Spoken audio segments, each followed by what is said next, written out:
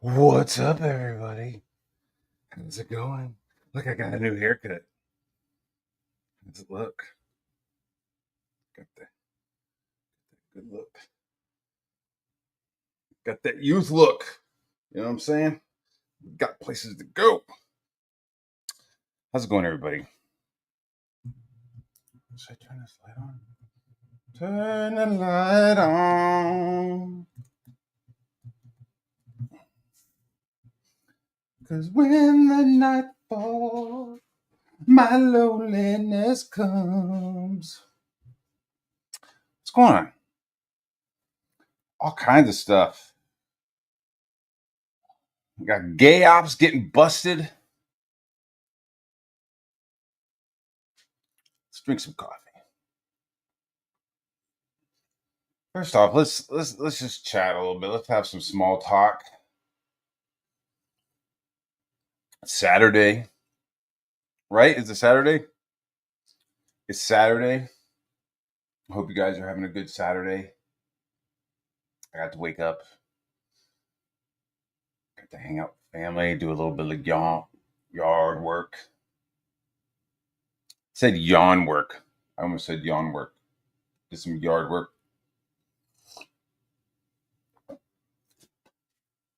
And was like thinking, do I make a comment? Do I reply to Ethan's shit? Like it's all distractions from all the bad stuff. Like this is shit from a year ago. So in a way, it's like, yeah, awesome. It's almost like a double down in a way. Like you have this guy talking mad shit, and then I start talking shit, and then suddenly, I'm a monster, and it's like he then like posts this stuff, and it's like, see, like a year, like I'm calling his fucking, I'm like, hey Ethan, you should go hang out with your wife before she turns into a vegetable, and then I start talking about the frog fucking vegetable stuff, which it ain't good, but neither is reading these DMs off to thousands of people, and then you're gonna see that it's all like phishing. So like this chick Anna, who like as soon as I met her, she had fucking issues with me, is like fishing for it. So this chick who like can't get her calendars out on time. She's done multiple calendar campaigns that couldn't even fucking manage to get there on time. It's just photos of her not LARPing, cosplaying in like dead IPs. Like, hey guys, this is me dressed up like Lois Lane from the Superman animated series. Like, who gives a shit? Like, you have all these people talking about DC and Marvel being dead, and like you're just dressing up and in that shit. Like, hey, Star Wars is fucking played out now. Okay, well, let me dress up like sexy X-Wing. Not original. And then it's like, hey, Comicsgate, buy this shit. Not original. Anyways, I'm not going to buy fucking calendars of some random fucking ethot. But she couldn't even get them out on time. So she has her own problems. So I don't understand why she's like fishing and fucking with PTP to get like weird fucking like fan fiction. Basically, what we're about to watch is PTP doing fan fiction. And I also have other stuff that I've started like pulling out. Right. So those dungeon DMs, like I got a copy of them and I shared that copy. So if you go onto my Twitter account, you'll see a Dropbox. That Dropbox has a link to a PDF file, and it has the whole conversation in there. You guys can check it out. So I'm not lying. I mean, this is all like rehash, retreaded shit. So I don't know why Ethan is doing it. But since everybody wants to call me a monster, you could kind of explain like why. Like you say a single syllable about my wife, and I start dropping nukes. Just look at Liam. As soon as he said something about my wife, the bounty was on his head, and I got it when I got him crying. That was like a little bit of it. I just need to apologize for that criminal fraud shit, or show receipts, one or the other. We'll see, but um, yeah. So you could check them out. You could check out those. So one of the lies from the dungeons, from the dungeon DMs, was I'm sure it's one of Bar's many accounts. That's a PTP thing where everybody knows I only have one account. I've always had one account. It's been shown I only have one account. I'll show you today on my fucking Twitter account that I only have one account. I don't need extra stuff. Like, do you not realize, like, I say enough shit on my own account and it's all true? Like, I'm not fucking making up lies. I'm not making up stories and spreading them to other people in back rooms. So far, my crime is treating some of these people like fucking normal human beings when they're not. Like, oh, look at this. Ethan wants to share all my DMs. Fine. It looks like I'm trying to talk to another professional. It looks like I'm trying to have a conversation with somebody else who's been a commercial artist. He could be, I'm a comic book artist. Yeah, yes, you're a comic book artist, but really, that's under the umbrella of commercial art. And I'm a commercial artist. So I thought, hey, professionally, we could talk to each other a little bit. Yes, no. Apparently not. Apparently, everything he says is two-faced. Everything he says, he actually has a fucking opposite thought in his head. And he just fucking writes down, like, whatever he's thinking, he just writes the opposite down. It's fucking wild. It's really wild to, like, be like, yeah, I'm going to communicate with some of these people. They're artists. They look like they're working hard. They're top of their profession. Oh no, they're fucking insane, and they're liars. So with the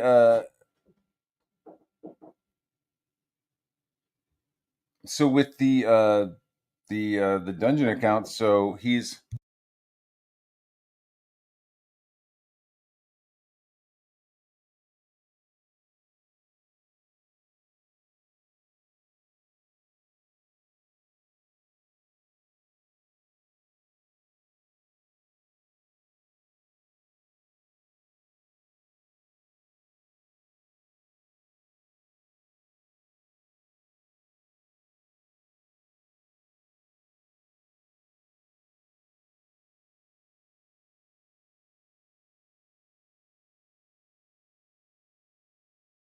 holy cow! I got a bump in viewers when I fucking left and stopped talking. So this is so the Dungeoneers, like, there's a whole bunch of people in there, and they're just like talking shit. PTP's talking mad shit in there, and like nobody's correcting him. Nobody gives a fuck. And like I think my name popped up like 12 times from random people just deciding to like just kick off the day by being fucking weird about Matt Barr. It was weird, man. It was really weird. Chad Townsend, that guy shows up, is emotionally dependent. Like the fucking text messages and DMs from this guy have just like, dude, I swear to God, I felt like I was like carrying this fucking dude emotionally. Like, just, it was wild. And then he decided that, once he was like, hey man, my book is coming out, like a book that he had done several years before, the book that he was doing, he put it out. He realized that he thought he was going to get more views and clout with PTP. Pushed out his book. It fucking didn't do very well.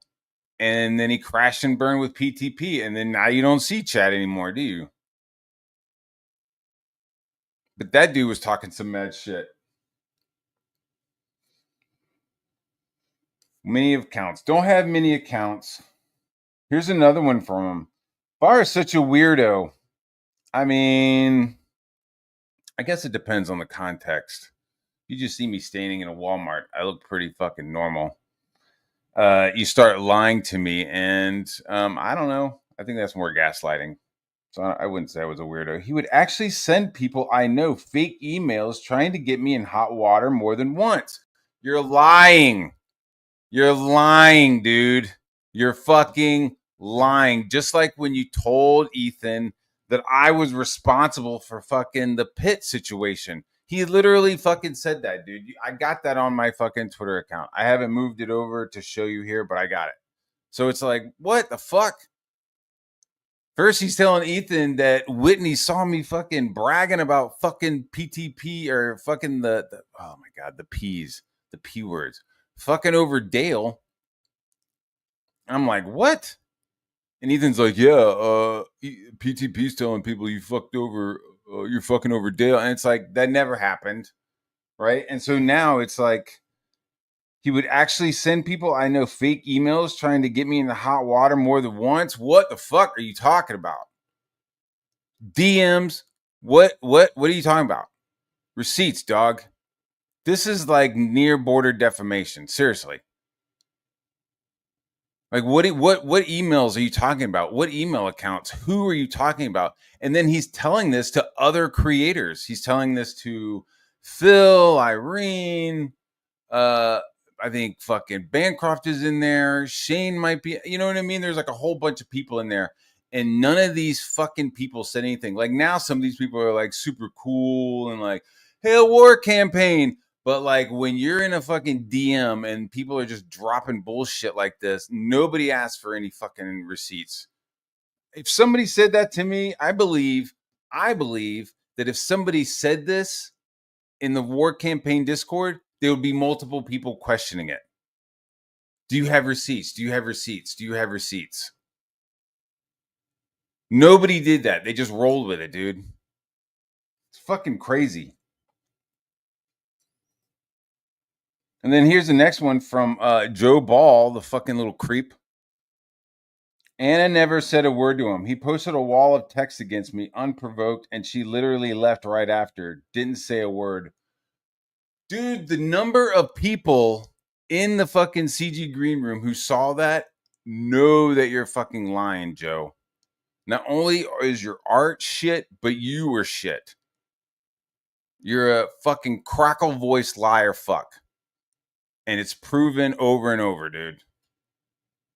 He posted a wall against me, unprovoked. Are you fucking crazy? We all know what you did, dude. We were all talking in the CG green room, and you were taking fucking screenshots and sending them to J Ball to tweet out, calling me a racist. J Dollar's already admitted to it, dude. And you did all this shit because you were pissed off that I didn't give you your boy Zach's fucking secret link email. Joe Ball rolled up on me, dude. Rolled up on me and just totally fucking love bombed me. Love bombed me out of fucking oblivion, dude, when I showed up in Comic Skate. Then he fucking asked for your boy Zach's fucking secret email. I'm like, dude, I only got fucking one contact. What does he do? He then turns around and starts talking mad shit to Phil Diaz and Billy Basco. Start talking crazy shit. And then when I'm like, what the fuck? That's crazy. Because Billy came and told me, he was like, yo, man, that Joe Ball guy is talking some mad shit. Like he knows you, right? And I'm like, that's crazy. I'm calm. I'm normal. I'm like, that's crazy. I go to Joe Ball and Joe Ball starts flipping out because Billy told me. Not that he totally admitted it. He was like, Billy shouldn't be telling you this stuff. It's like, what the fuck? How does what did I just walk into? What the fuck is Comicscape? What's going on with this place? So now this dude, so it was like back and forth, back and forth. All right, fuck you. And so then we're in the CG green room together. I'm not saying anything to him. He's not saying anything to me. So he's taking these screenshots and then sharing them. So I'm like, yo, bro, you're fucking, what are you doing sharing my shit like that? That's not a wall of text. What are you doing sharing my shit like that? What's your fucking problem? And I fucking snapped. I was like, yo, why are you fucking sharing this shit out of this fucking room? What's your fucking problem? And then he fucking like launches back at me and then fucking posts like my last reaction to our conversation from fucking a year before.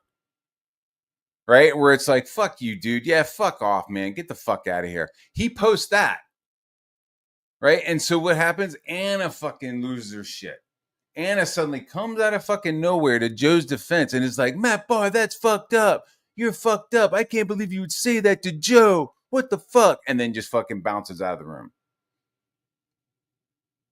And then Graham Nolan bounces out of the room because it's like he was like, what the fuck? Not because of what I said, but because of like it just got fucking hot.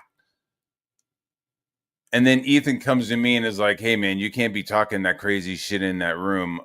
You gotta go for a little while. And it was like, all right, man.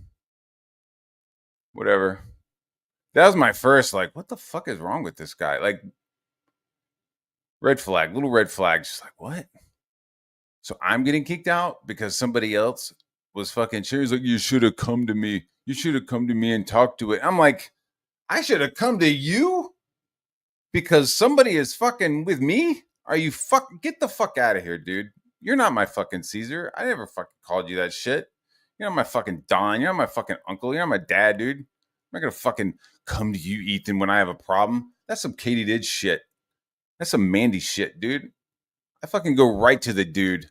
You fucking crazy? I went right to Joe and was like, what the fuck is your problem? So I don't know how that's unprovoked, and I don't know how that's a chain of fuck or a wall of text. You know, I don't know how that's a fucking wall of text. Maybe for some cigarette smoking fucking white trash, you know, it's a wall of text. But to me, it's a pretty clear question. You start sharing my shit out of a DM and giving it to some other little squirrely fuck to post and call me a racist. Get the fuck out of here. Totally taking it out of context. You know what I mean? Like totally taking it. It had nothing to do with moon crickets or anything. Totally taking it out of context. I think we were talking about the guy that was doing sexy Super Mario girls. That little guy. Like I called him a fucking wonton because it was like, dude, this is the guy who just wants to be Asian and he's just like a little hairy Hispanic kid. I don't remember the guy's name, but he just makes like fucking dumb, shitty copycat manga. It looks like shit. But it's just more lies, dude. So this guy just sitting there lying, didn't say a word, just lie upon lie upon lie, like a fucking lie sandwich, dude. It's like lie lasagna. That's what these people are serving, dude. Lie lasagna. Just layer upon layer upon layer. All right. So then this shit like gets popping. It's like, what the fuck? And this is like just a couple of days ago while Tony is getting caught being a fucking fake war campaigner. Katie's getting caught again, second time for fucking sharing Tony's shit out like it's the truth. Right? The email and then this. It's just like you guys are fucking. You guys are just totally crumbling over there. Everybody over at the CG Church is like realizing how fucking ridiculous it is. Oh, and then Liam is fucking spurging the fuck out. I think that's the real deal. Let's kick it. I think that's the real situation. I think Liam is spurging the fuck out. He's going to the hospital. He's talking about lawsuits. He's talking about decades of fucking litigation over calling him a sex pest. While Ethan has called him, oh, Ethan apologized. Man, I don't give a fuck. Tell that to the judge, you know. So there's all this like insane melting down over there.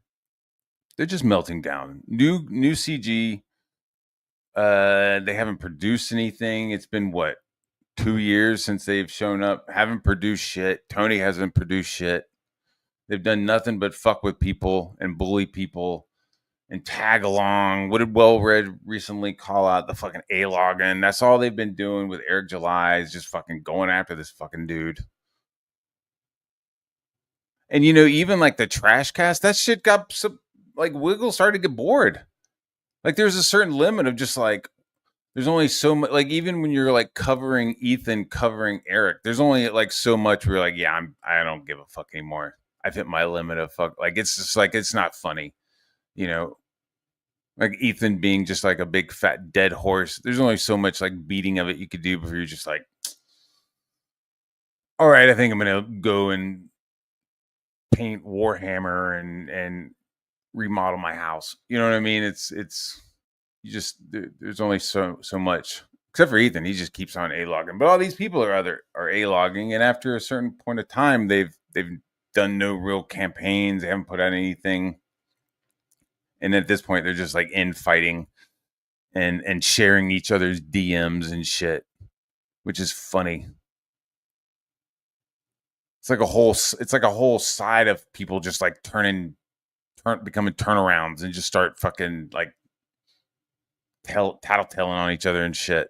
You know, that suddenly becomes the content. They've like run out of like the Eric July shit is kind of over, you know, so now the new content that they've created is like each other, you know.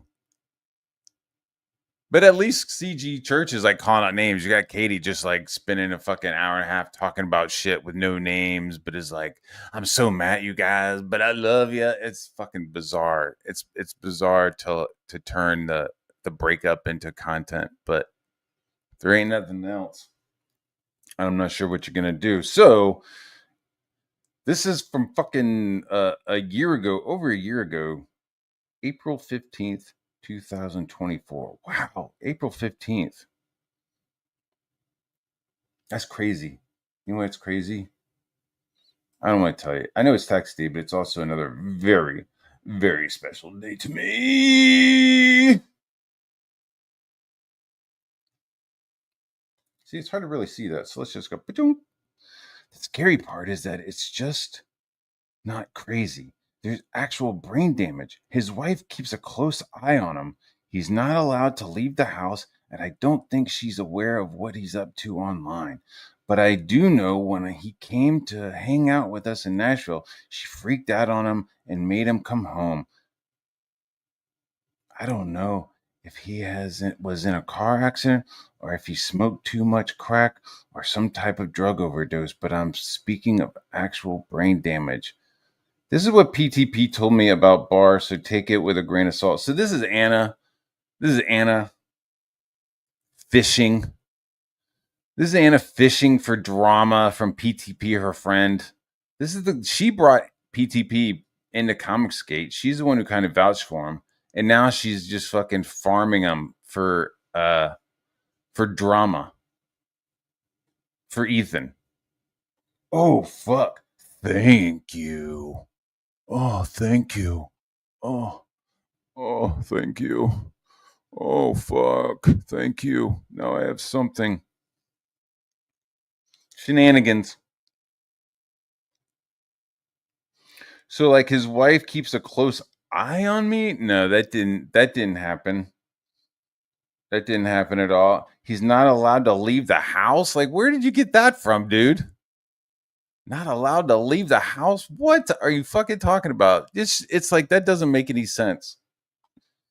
And this is where the whole head wound brain damage came from. And then we're like this is just like the what would you call it? Like the fucking preface of fucking PTP's fan fiction about me. Now, mind you, like, oh, not to forget, here's something else. Oh, I forgot. Like and share, guys. So I'm talking to fucking to Shane, right?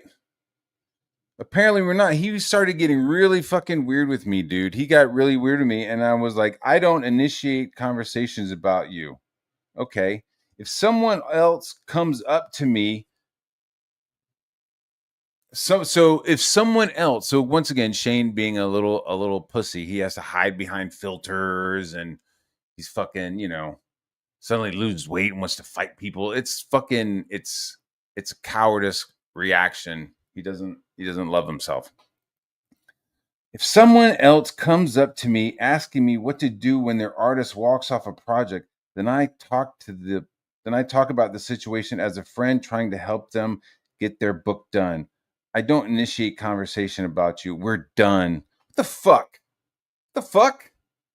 What project did I walk off of? I told Patrick I didn't want to work on any more projects after Seekers was done. He wanted to do other books after, and I'm choosing not to. And then it just got more shittier after that. It just got like more and more shittier after that. So, and I also have some more from Kelsey, and I think he fucking talked to Irene, right? And so, who else knows that he like our situation with I'm sure we'll get into it with some of his bullshit fucking DMs with Anna. Like he was just being fucking weird, dude. He was being super fucking weird about shit and like just being total like dirt worm about stuff. Just constantly like calling me and wanting to talk shit about people. And I was finally like, man, and I was talking to somebody else, like, dude, you've already done like 3 things, with him. I think it was Billy was talking about Rockefeller, like he only does like 3 things or something. Anyway, so I was doing the Seekers book. I had some more pages done, and this is I found this out after I'd finished Seekers, right? And so as we're doing Seekers, we're coming near the finish of it, and he starts talking about his next project that he wants to do, and if I would ink or if I would pencil it. And I was like, yeah, we'll see. I think so. That doesn't sound like a bad idea. But then he like started showing it to me, and it was a fucking Silverhawk ripoff. And so I was like, man, I was like, after I just didn't want to do it. And he with the other weird shit that he was doing, I was like, man, I'm not gonna fucking do anymore after the Seekers. Once I finish my obligations with the Seekers, that's it. I'm not gonna do any more work for you. I hadn't started anything else. There wasn't anything else like that I had promised. There wasn't any book that had been started. Like nobody had even started doodling or sketching or anything for fucking his Titanium Titans, which was like, I mean, like the fucking Last of the Seekers toy is just like it's just a Transformers toy, and he just like found a cheap knockoff for it, and then created a story around it, and then the same thing, like he found somebody who had like the molds for some of the Silverhawks toys, right? That ramen noodles, they had the molds for the Silverhawk toys, and so they were going to do recolored molds of them, like make their faces fucking green and make the fucking armor purple. You know what I mean? Like those like weird bullshit gaudy GI Joe colors that fucking PTP loved. I was like, what the fuck? You like that GI Joe shit with the fucking weird colors? So he was like already building up this other fucking project, and so the project was already a go. Like he could find anybody to pencil the book, and I'd never started the book. And so for him to just be like, I was like, hey man, you're gonna have to find somebody else. And he was like, all right, cool, man. And I was like, yeah, good luck. Like it left kind of amicably. Is that the right word? I don't want to be fucked up. Amicably. And and then within a few days, it wasn't. I was like, what? Somebody told me that. I was like, what the fuck? Somebody else, I forgot who. I'm gonna be honest. I don't remember who told me. Maybe may I think this is the conversation. I think this is the conversation actually. I'm like, who told me? Fucking Shane told me that he was telling it. So I went and asked Kelsey, and Kelsey was like, leave me the fuck out. He was already being a fucking like Sasquatch trying to fucking run away from Comicsgate. And Irene was just like, I'm just trying to stay out of it. It was like, what the fuck? Like, did he say it or not? Like, clearly he said it. And I found out that he had. So it's fucking wild, dude. You can't trust a single fucking thing Patrick says. So get ready. Get ready for some fucking fan fiction, some Matt Barr fan fiction. It's going to get hot and heavy. Let me say hello to the chat. Here's all the shit. Mono Muckus. Turn in your card. Y'all got to get paid. Everybody's talking that. What's going on, John? Look at that. John has a wrench. It's funny. I don't have a wrench on his channel. That's okay. I'm not going to be a world red and get poopy pants about a wrench.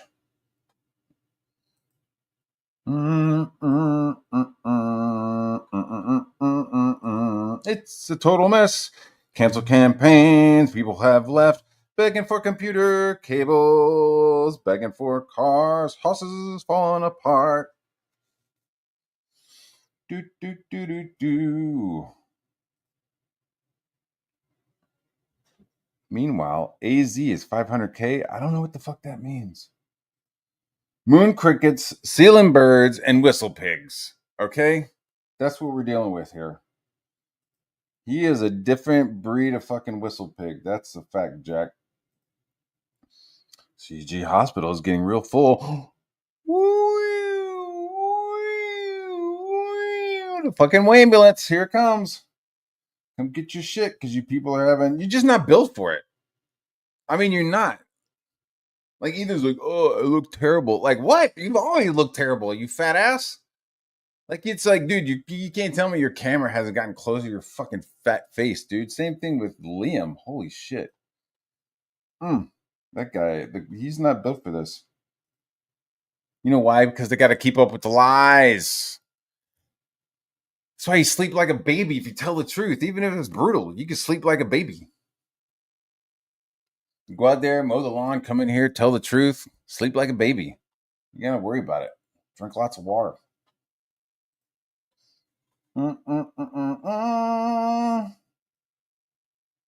What about Mr. Wiggles and Mujahideen got out before it got really retarded. Well, to be honest with you, both of them have been around the block several times. Like, Wiggles is old school. Wiggles is old school, and he was there during the original Liam meltdown. He was there during the original Liam meltdown. I think some of that shit I like didn't even realize. I was like, holy fuck! Some of these clips of Liam losing his shit, Wiggles was there. Not only Wiggles was there, but Wiggles was the cause of it with his simple little fucking sharp questions. Wiggles the shit, man. That guy is awesome. Just a little question, and dude. So I've seen Wiggle just be like, up, and then Liam just like, and same with Salty.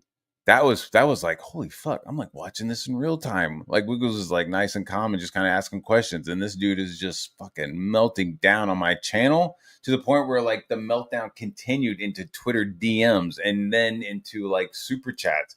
Salty was like super chatting fucking Ethan about me. It was wild, dude. So they're just kind of seen it, dude. They've same thing with Dean. Like, Dean was some of the early fucking Liam milking, and I don't know if he's like just kind of doing other shit, but he might come back for the lawsuit. I don't know.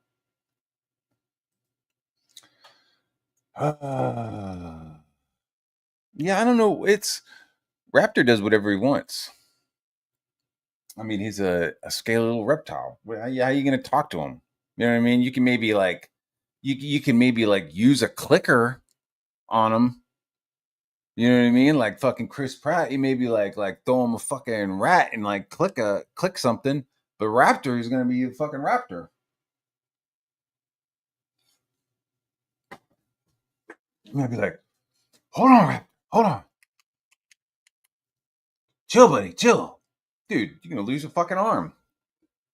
You're gonna lose the arm. So just let him do his stuff. I mean, I remember there was a point where like he was doing a lot of like cars. Like, he was doing a lot of like videos about cars and stuff like that I thought was pretty cool. So sometimes, sometimes he might do that. Sometimes he might go, hey, while we're looking at this, hey, check out some of this. He might, but lately, man, there has just been so much content. And it's like if you were A-logging somebody that had nothing to do with you, that would be one thing. But he's not. I wouldn't call it A-logging if these people are talking shit to him and about him, right? There's lots of replies and funnies, and then there's like also dealing with people who have talked shit about you and your channel. So you'll have somebody who's talking mad shit about your channel, and then all of a sudden they get revealed as a fucking gayopper or a fucking demon fucking kids enthusiast like Katie. With a fucking dude, I don't know if it's true or not. Supposedly, she's got a nudist dad who just like gardens and shit, buck naked, just somewhere in the Virginia mountains. You got to be careful with the Appalachians, man. Appalachian Mountains, Appalachian Mountains, Appalachian Trail. You know, there's like a cult on the Appalachian Trail. It's kind of wild. Anyways, yeah, he's gonna do what he wants. Maybe Raptor will do like a segment once shit's cooled down, but he's gonna do what he wants, you know. Raptor has a show, he does. Raptor has a coin, he does. That's just gonna be given out like fucking John Wick coins. At some point, the want for those coins is gonna be so big that I'm gonna be like, yo, man, I'll do a cover for a comic book for one Raptor coin. You want me to do a cover for your comic book? Get me a Raptor coin. If I don't get a Raptor coin, I ain't doing no cover for you. I'm just gonna be like, ching, ching, ching, ching. Oh, and here he is right here. Yeah, I don't know why Well Red decided to be like, I'm going after Raptor. And then he left the Discord. I don't know why he did that. That's fucking weird, dude. Like he went hard, like me and Elasmat, like went a little I was a little pissed. I was like triggered, and then I was like, what the fuck? And then I talked to the Duck Man and everything was cool, but I feel like you need to be able to like drop into the VC and like talk some shit to each other and wrap it up. I think that's much better than because there's some shit that I think Well Red could have said off camera that he could have maybe had more of an impact. I think if you have something to say to somebody, there's definitely more. Something Ben Franklin said. Like if you insult somebody privately, they may take it as a compliment. You insult somebody publicly, and they'll take it as an insult. So, you know, you get somebody privately, you know, you break it down, you know, you give them some wiggle room, and then you work it out, you know. But once you like take it out onto a stream, and then you have it out there, it's hard to like take that back. It's hard to like kind of pull back from that a little bit. I think in my opinion, I think I could be wrong. No, he's not dead. He's just touching grass and wood and plaster and brick, hardwood floors. It looks amazing. Like he's doing this amazing remodeling, and his little area where he hangs out and streams and shit is like the last spot. So he's got his priorities straight. He's got shit to do, and we're on the bottom of the list, if we're even on the list. He's doing great. So don't you worry. No, nope. He's good to go. But that's fine. He went out for milk. Baby, come back. You can blame it all on me. I was wrong, and I just can't live without you. Guys are just rocking and rolling. Send them all the night letters. Send him night letters written on $100 bills. That's how you do it.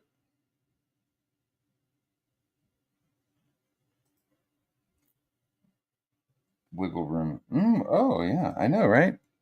I know, right? Wiggle room is full of toy train sets. I think he's a foamer at heart, but I don't think he actually is like a, you know, oh, number 10 diesel, running online. Oh, PNA Virginia, number 7, here it comes. Oh. I appreciate that guy. That's, you know, I appreciate, of course I appreciate Wiggles, but I also appreciate like those people just fucking like spurging out on that shit. That's awesome. Like they're all special and they all got their little special like spot, you know, and it's kind of interesting. It's really interesting. I've been watching Love on the Spectrum. Love, love on the spectrum. It's kind of weird, but I'm not judging. So there's like different people, and one dude, I don't know, man. He talks like he's 6 or 7, which I guess that's kind of like some of the deal is because I have like a 5-year-old, and you'll never hear her, you'll never see her on screen. I'm not going to use her as a fucking shield, but like her and her sister, like they start talking and getting in conversations, and it's like, yeah, that makes sense that they get like, you know, repetitious in there. I mean, they're just normal 5-year-olds, right? But like then you like watch Love on the Spectrum, and these motherfuckers are in their like late 20s talking like 5-year-olds, and you're like, oh. But they'll get like the one dude is like really into like not Lord of the Rings, Game of Thrones, the show, and he's like all into royalty and a sword and my lady and stuff. Like it's quaint. I don't want to say cute, but it's like quaint, and like he like goes on a date and meets this fucking chick, and like I don't know. I mean, I don't think she's normal. She's touched as well, but there's something going on with her also physically. Like she, I don't know, got like teleported wrong or something. Like she's got that like mint salad shit where she's like fucking like bi shifted a little bit, you know, where like she doesn't look normal as she tilts her head and makes like her eyes fucking like level, but when she goes like this, there's like some like sloth from Goonies shit going on. So they meet and they're just like having like talk and shit, and it seems like pretty like it almost seems pre-recorded for them. Like they're both on like this script that they were taught at like the adult help center. Like there's like some sort of like a adult center that they go to that teaches them life lessons, and so they're like being read a script. So they're like, "What do you like?" I like strawberries and potatoes. Oh, I like potatoes. Potatoes are good. I like mashed potatoes. I like French fries. Do you like French fries? Yeah, I like French fries with ketchup. Oh, I sound like Nicholas. I sound like, yeah, I like French fries with ketchup. Oh, okay. Oh, my headphones. I don't need any headphones because I'm not talking to anybody. Do you like French fries? Yeah. And then they'll get stuck, or it'll be like, um, what else? Uh, I can't think of anything.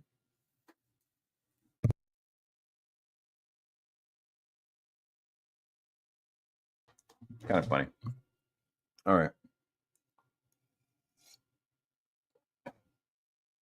I almost like I don't want to stream about this dumb shit, but I almost prefer to because then you can see how serious I'm taking these fucking DMs and shit. Like I get a little like, what the fuck? But then it's also like, this is ridiculous. You fucking people with your handshakes and your biscuits, your stupid fucking transformer toys. You know what? I hear some crazy shit, Billy. If you step into the fucking chat, dude, I'll send you the link. There's some crazy shit with PTP not wanting to pay Billy for colored pages. Listen to this fucking story. Listen to this tale of woe. Treading the world with his sandaled feet. Bejeweled cities. Between the age of the sons of Aquarius and the rise of Atlantis, there was an age undreamed of. Comic skate. Bum, bum, bum, bum, bum, bum, bum. So like um Billy like did some pages for him, right? And was sending him updates, being professional. PTP is going, yeah, man, yeah, man, yeah, man. And then finally, like on the Friday, he's like, yeah, no, I don't like those fucking pages, bro. I don't like them. And Billy was like, what? He's like, man, and then PTP's like, I can't pay you. I can't pay you. I ain't got the budget, man. I gotta get these pages colored. I can't pay you. I gotta get them recolored. And Billy's like, what the fuck? I guess they like, and Billy was like, I'll take fucking, they like were getting upset about it. And so I was like, yo, if it's a budgetary thing, PTP, then just take off whatever portion you need off of my pencils that you're paying me and give it to Billy so that he fucking hasn't spent a week making you happy and then suddenly you're not. Like, motherfuckers need to keep their lights on, bro. Like, what are you doing? So he does. So he like pays me less for some of the pages so that he pays Billy, and then he gets Kelsey to color them. And then instead of hiring Kelsey to color the whole book, he just hires Kelsey to color those 3, and then just kind of like mimics Kelsey for the rest of the book, which like looks fucking weird because he's not registering the same that Kelsey did. I don't know if that makes sense, but like Kelsey is aware of refractions and reflections, and it looks fucking dope as shit. So when you look at it and you just kind of like try to fucking copy it, like it's obvious. So like the first 3 pages is like Kelsey Shannon coloring, and maybe 1 or 2 more pages. I doubt it. But then the rest of the book is him like coloring it like shit. So that was a red flag, right? That, and it's like, oh, Matt's a weirdo. Like, what are you talking about? Like that was one of the reasons why I was like, yeah, man, I don't want to do any more work with you. If you're gonna like be fucking weird with the colorist and I have to lose money so that these people don't like go out publicly and start talking shit about our campaign, because Billy was ready to. Billy was ready to go public and fucking melt us down, and then I would have been included. Luckily, PTP had this weird habit of fucking not of like showing my art and not fucking tagging me. And apparently I'm a fucking weirdo because no, apparently I'm a clout goblin, right? I'm looking for the clout because I want my name fucking tagged. Bitch, you're showing my art, dude. Like, what fucking rational fucking person wouldn't be like, hey man, could you tag me? Hey man, other people are being tagged. Like, and that was the crazy thing. It was like, yo, why are you tagging all these other people? Or I get that you're tagging these other people, but how about you fucking tag the actual person who's doing the artwork in the fucking post? And I was like cool about it, but apparently like me being like, hey man, could you tag me as well? Like, since you're showing my art, is like the bridge too far with PTP. And that was just like, you're fucking weird. How dare you fucking ask me to fucking tag you when I'm using your art? What? Like, is that not like, hey man, build your platform? Like, that's literally like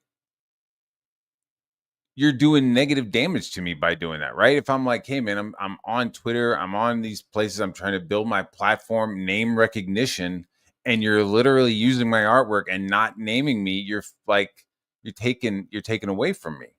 You're not adding, you're not doing anything.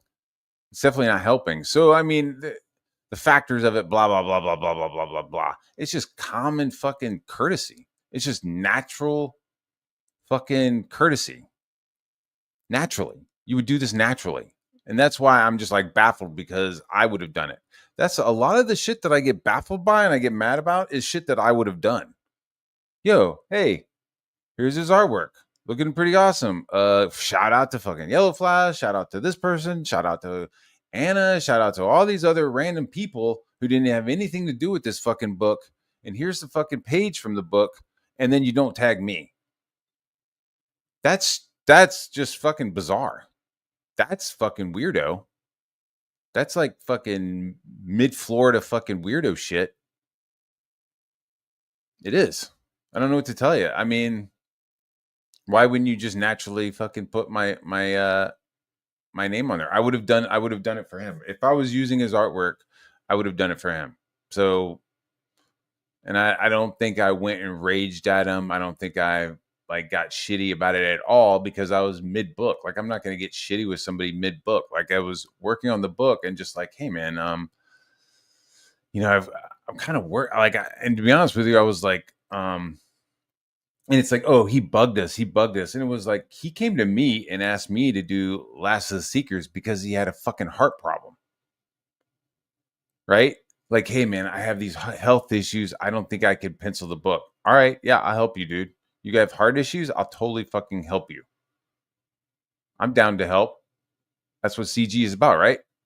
So I like kind of put my fucking book aside for a second and did his book to help him out.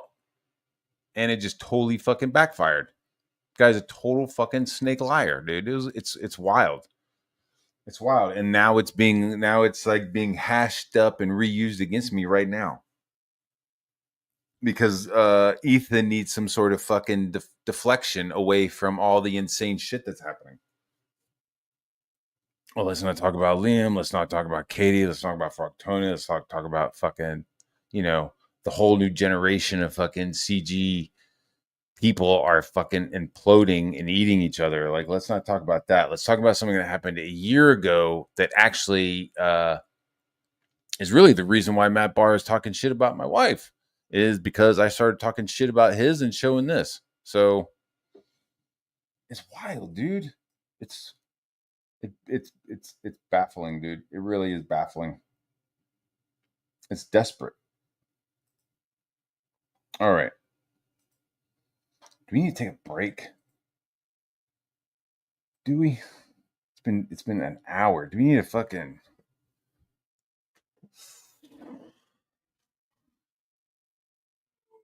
It's just fuck crazy. Crazy. Like, share, subscribe. So the other day I went to a museum with my kids and my wife. We went on a quick day trip to a museum. It was about an hour away. Got to see some cool shit. Get the kids involved in art, get them involved in all kinds of stuff. Get them involved early. I like kind of just taking a break, driving away, doing family stuff. It's good stuff. So when I was there, they had a bookstore at the museum, and I peeked around. Kids were behaving, kids were cooperating, so they got to get whatever they wanted. Except for one of them wanted like a tiny stuffed Egyptian like cat that was like $18, and it was like, honey, do you really want that? I like sat there like a car salesman and just like worked her over to like this book that had like a water brush that like made shit appear or something. Like, I was just like, holy cow. She likes cats. She likes kittens. Anyway, so I got a book called Graphic Design: The History of Graphic Design. The History of Graphic Design. And it is the history of graphic design from 1890 to today. And that is just super, super fucking cool. I thought, so far I've been reading, I'm right about First World. I'm reading, I'm up to 1914. It's really interesting. The typography used, some of the illustrations used. A lot of it is really interesting with the printing. You can see the quality of the printing, and you're like looking at this. How did they screen printed this? Very cool. Also, did you realize there was all the Job stuff, all the Art Nouveau papers, smoking papers, all that stuff? Chocolate the Mexican. Paris. Let's see right here. Here it is. Where it goes. Okay, fuck it. I lost it. No. Apparently, I was like looking at it. I was like, no shit. Fuck it. I lost it. Did I? So for every year, they give you a couple of logos, black and white logos of how shit, what their, the style at the time. Like 1909 is the I guess that's the Buick. And what I thought was interesting was the GE. If I could find it. Hey, look, there's a fucking moon cricket. Yo, robots back in the day look weird as shit. Bear tablets. Where is it? It's wild how old some of these are. Hold the front door. That's not it. I know I'm losing viewers. I don't care. I'm just taking a quick break from fucking bullshit. Okay, fuck it in the A. The logo for GE has like an Art Nouveau thing going on with it. And I never noticed it until this book was like, yeah, look here. And once you like see it compared to like the Art Nouveau that's going on, you're like, oh yeah, there is a definite Art Nouveau thing going on with it. It's very cool, and I can't show you, so fuck it. But moving right along with it, I'm enjoying it. Lots of cool stuff. It's important to read. It's important to read. It's important to read, not just comics, but other stuff. All right. What else do we need? Do we need we need the chat. This guy talking mad shit.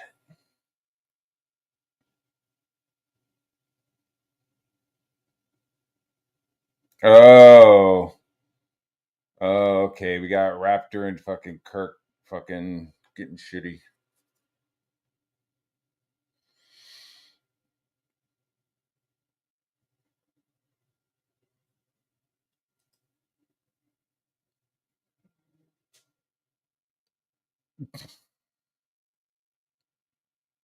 I think he probably said that in it as a joke. I don't know.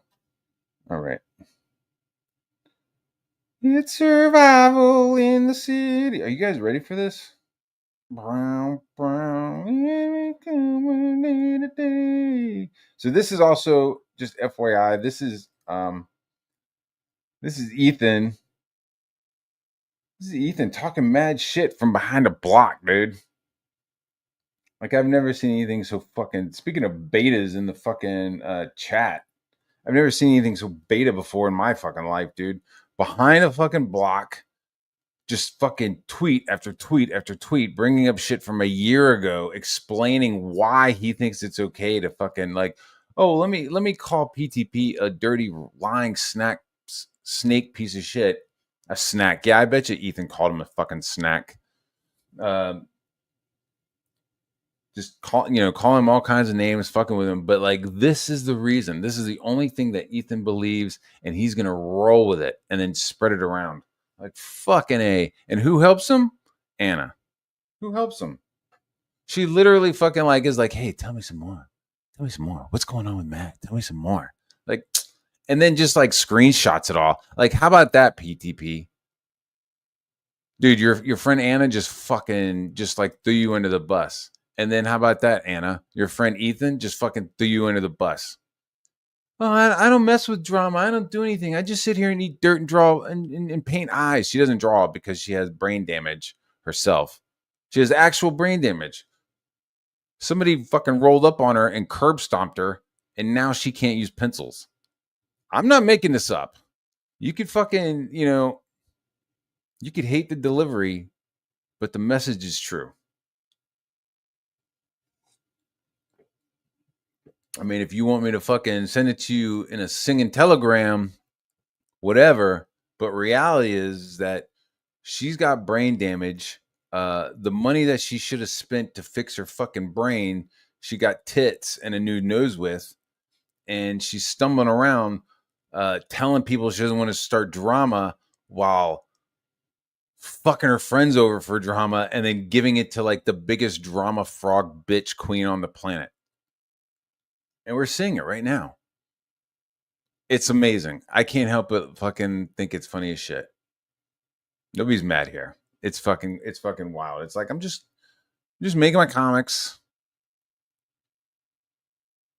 Halfway through Rock and Roll Ninja 2. Halfway through Rock and Roll Ninja 2. It's gonna be big. It's gonna be good. It's gonna be good stuff. Working out other things by the end of the year. So, dude, like, so Rock and Roll Ninja 2 is going to come out end of the year. We're looking fantastic. School's starting. School's like right now. I'm on like a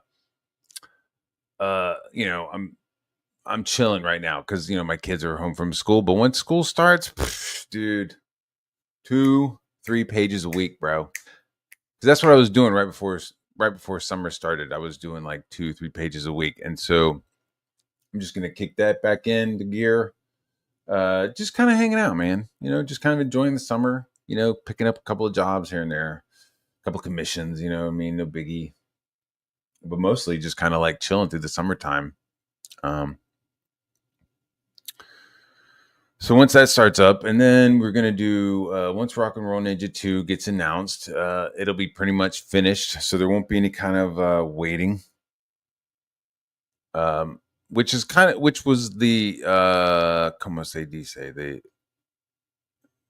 the working model, right? The business plan of like, hey, make enough money from this to then pay for that book, you know, blah blah blah blah blah. Kind of roll it over, roll it over, roll it over, and we'll have money. We'll have money for the next. So it's like, so once I'm done with Rock and Roll Ninja 2, I could start with the sci-fi stuff, and like that's just getting paid. You know what I mean? That is just, you know, I'll already be getting paid for that when it gets started. There'll be money set aside for that. So I mean, I'm on vacation right now, kind of. You know, like, you know, there's no push with Zach. He's like, it's all good. You know, he understands I'm on vacation break with my kids, and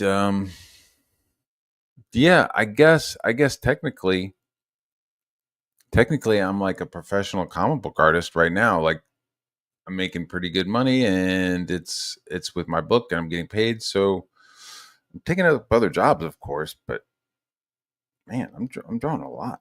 I like it, and Rock and Roll Ninja 2 is gonna be dope. It's putting a little bit more time in the faces, not going to be as cartoony. Still cartoony because it's me, but a little bit more.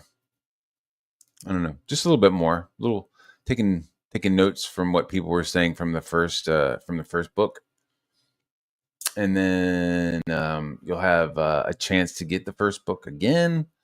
But we are talking about doing 4 floppies. 25 page, 25 page, 25 page, 25 page. Because Rock and Roll Ninja is a 100-page graphic novel.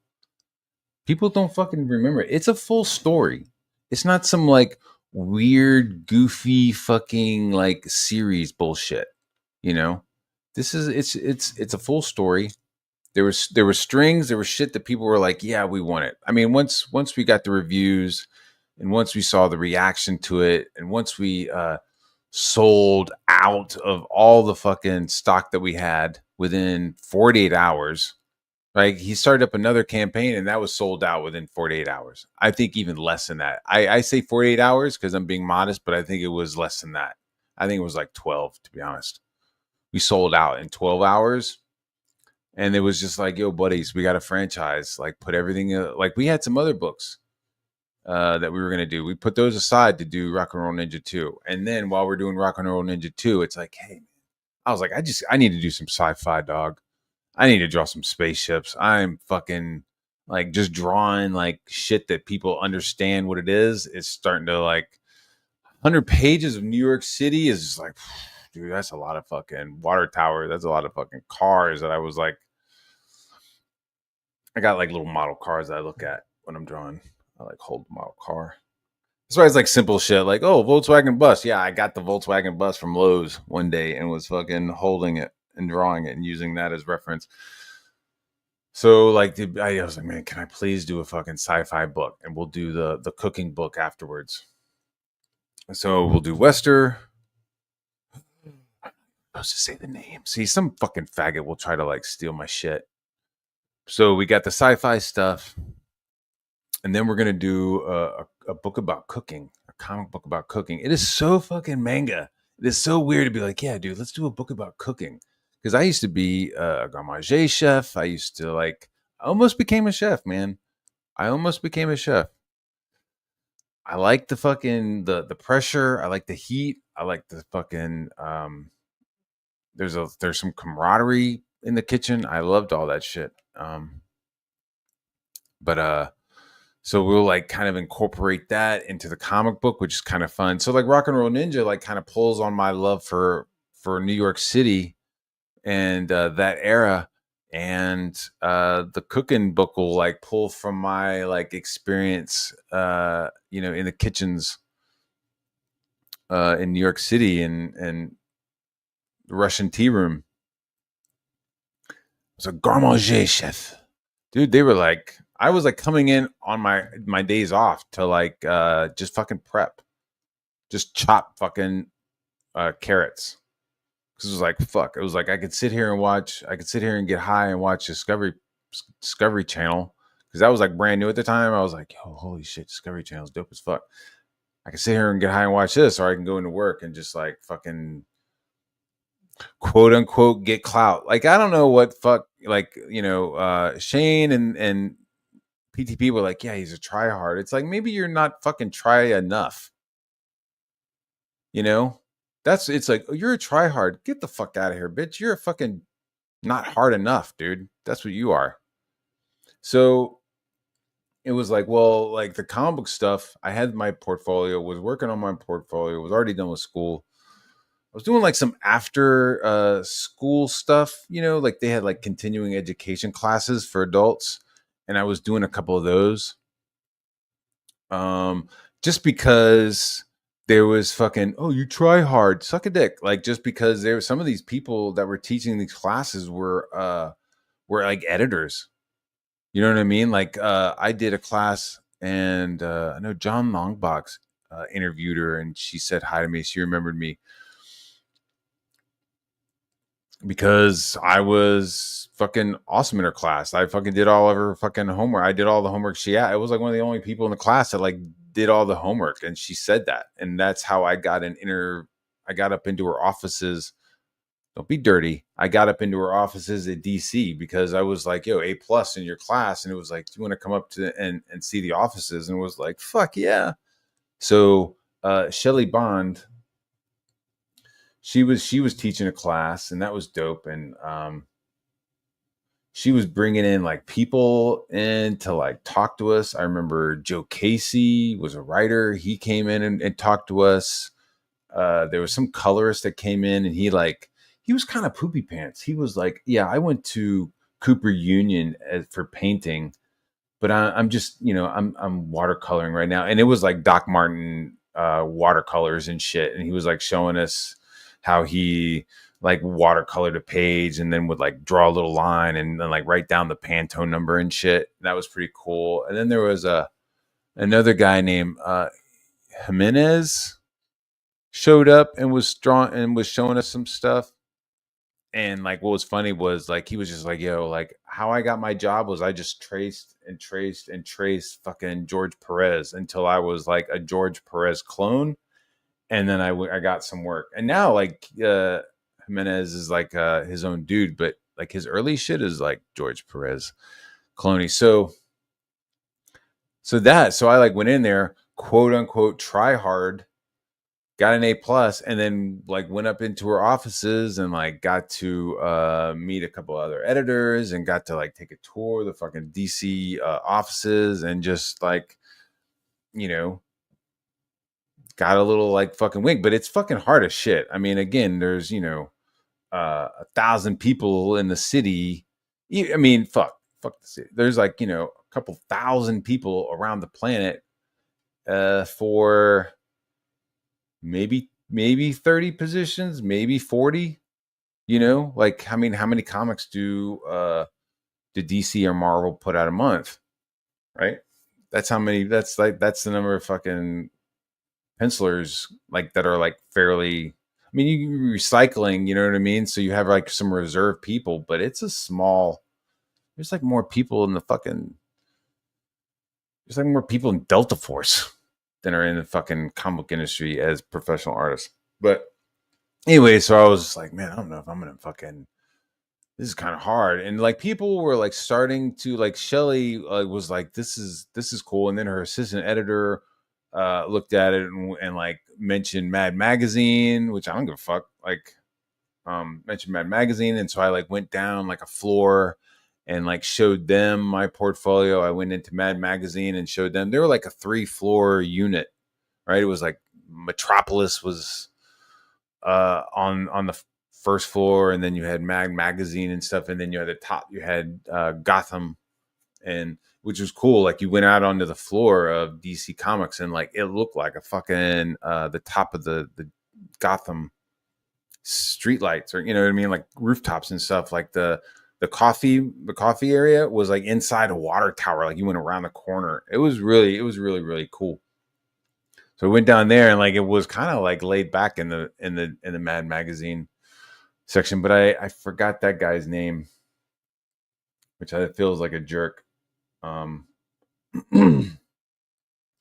I wasn't really. I was like, okay, cool. I mean, now I'm like, yeah, Mad Magazine doesn't sound too bad. That would have been fun. But at the time, I was just like, not really that interested, and so I kind of was like, I don't know. I was like zoning out, to be honest with you. I was just kind of like looking around at shit, but like wasn't really that interested. I was fucking dumb. So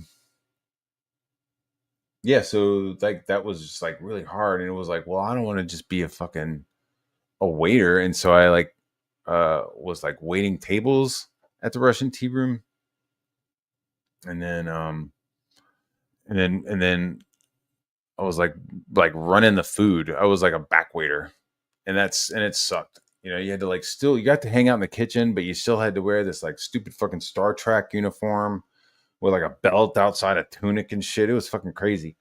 And like there would be like a flaming fucking sword of chicken, and you would like walk out into the fucking area with this flaming sword of chicken, and you would like fucking push out all the chicken and stuff. I mean, it was kind of cool. You know, there was like like I had been waiting tables before that, because it's just fucking easy in New York City to just get a waiting tables job.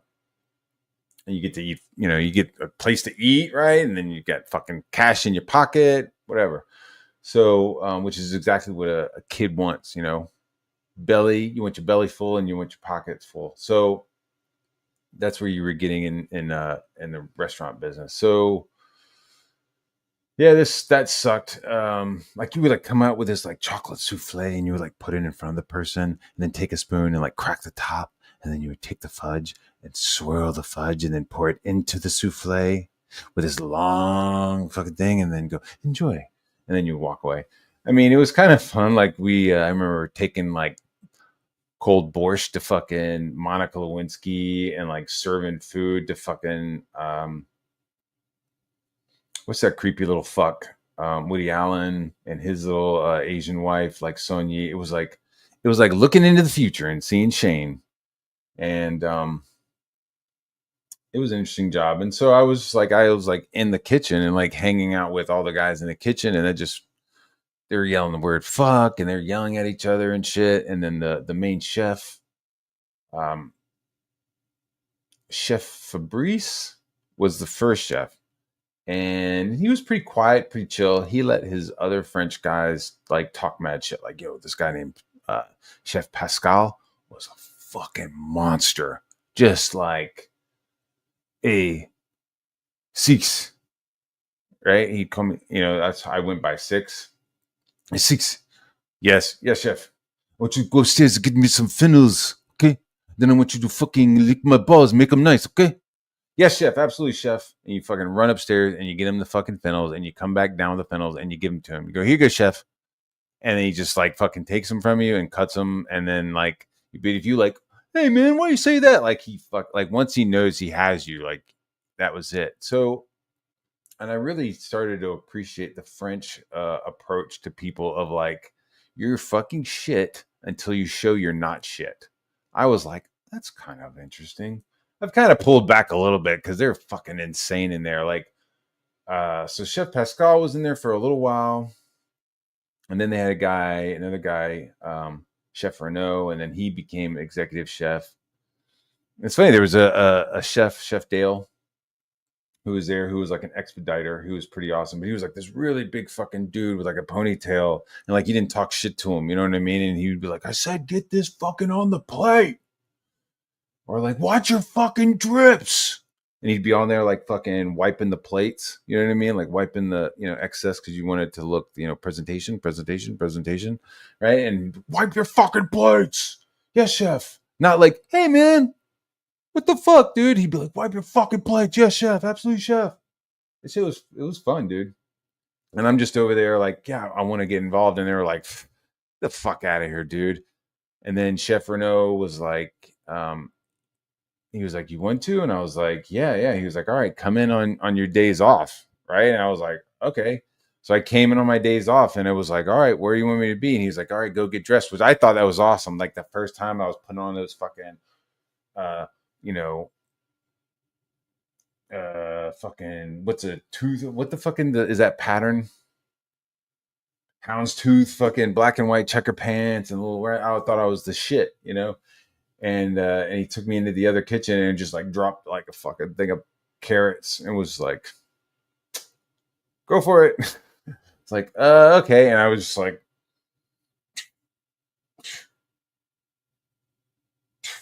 just fucking up, just the fucking, just like I was not doing these fucking carrots right, right.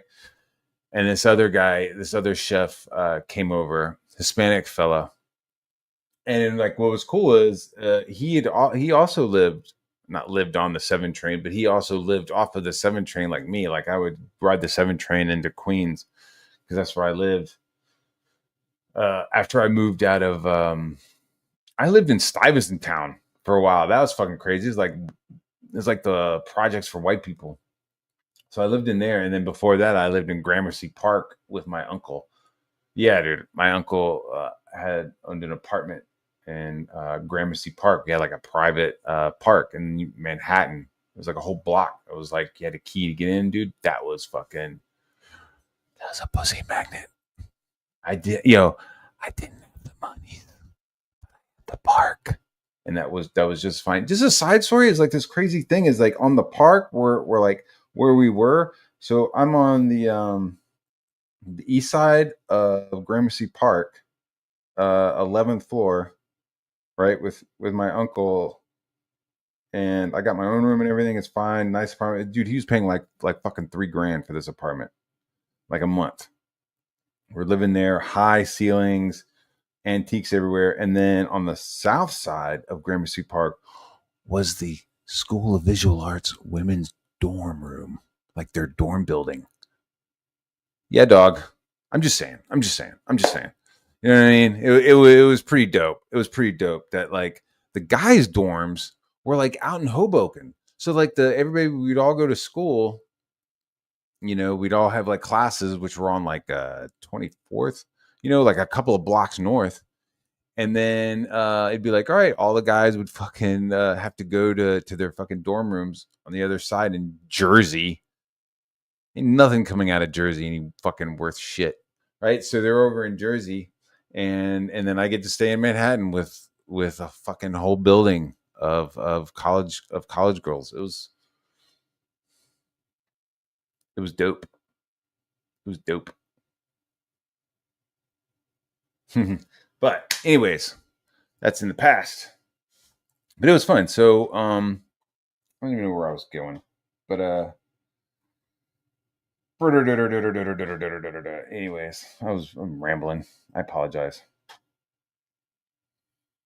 P P P P P P P P P P P. Just give me a second here. Hold on. As we're talking, is there anybody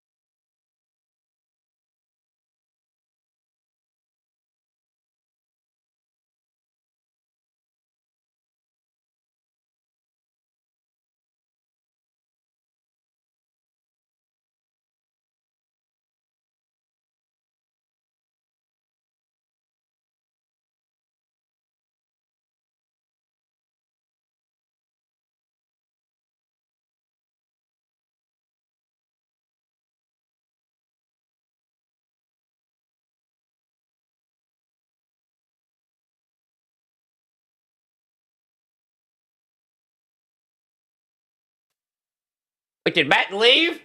Matt! And now for a song, because I guess Matt left. Maybe, I don't. Put your loving hand. Wait, we got some begging. Oh shit! Baby. I better go.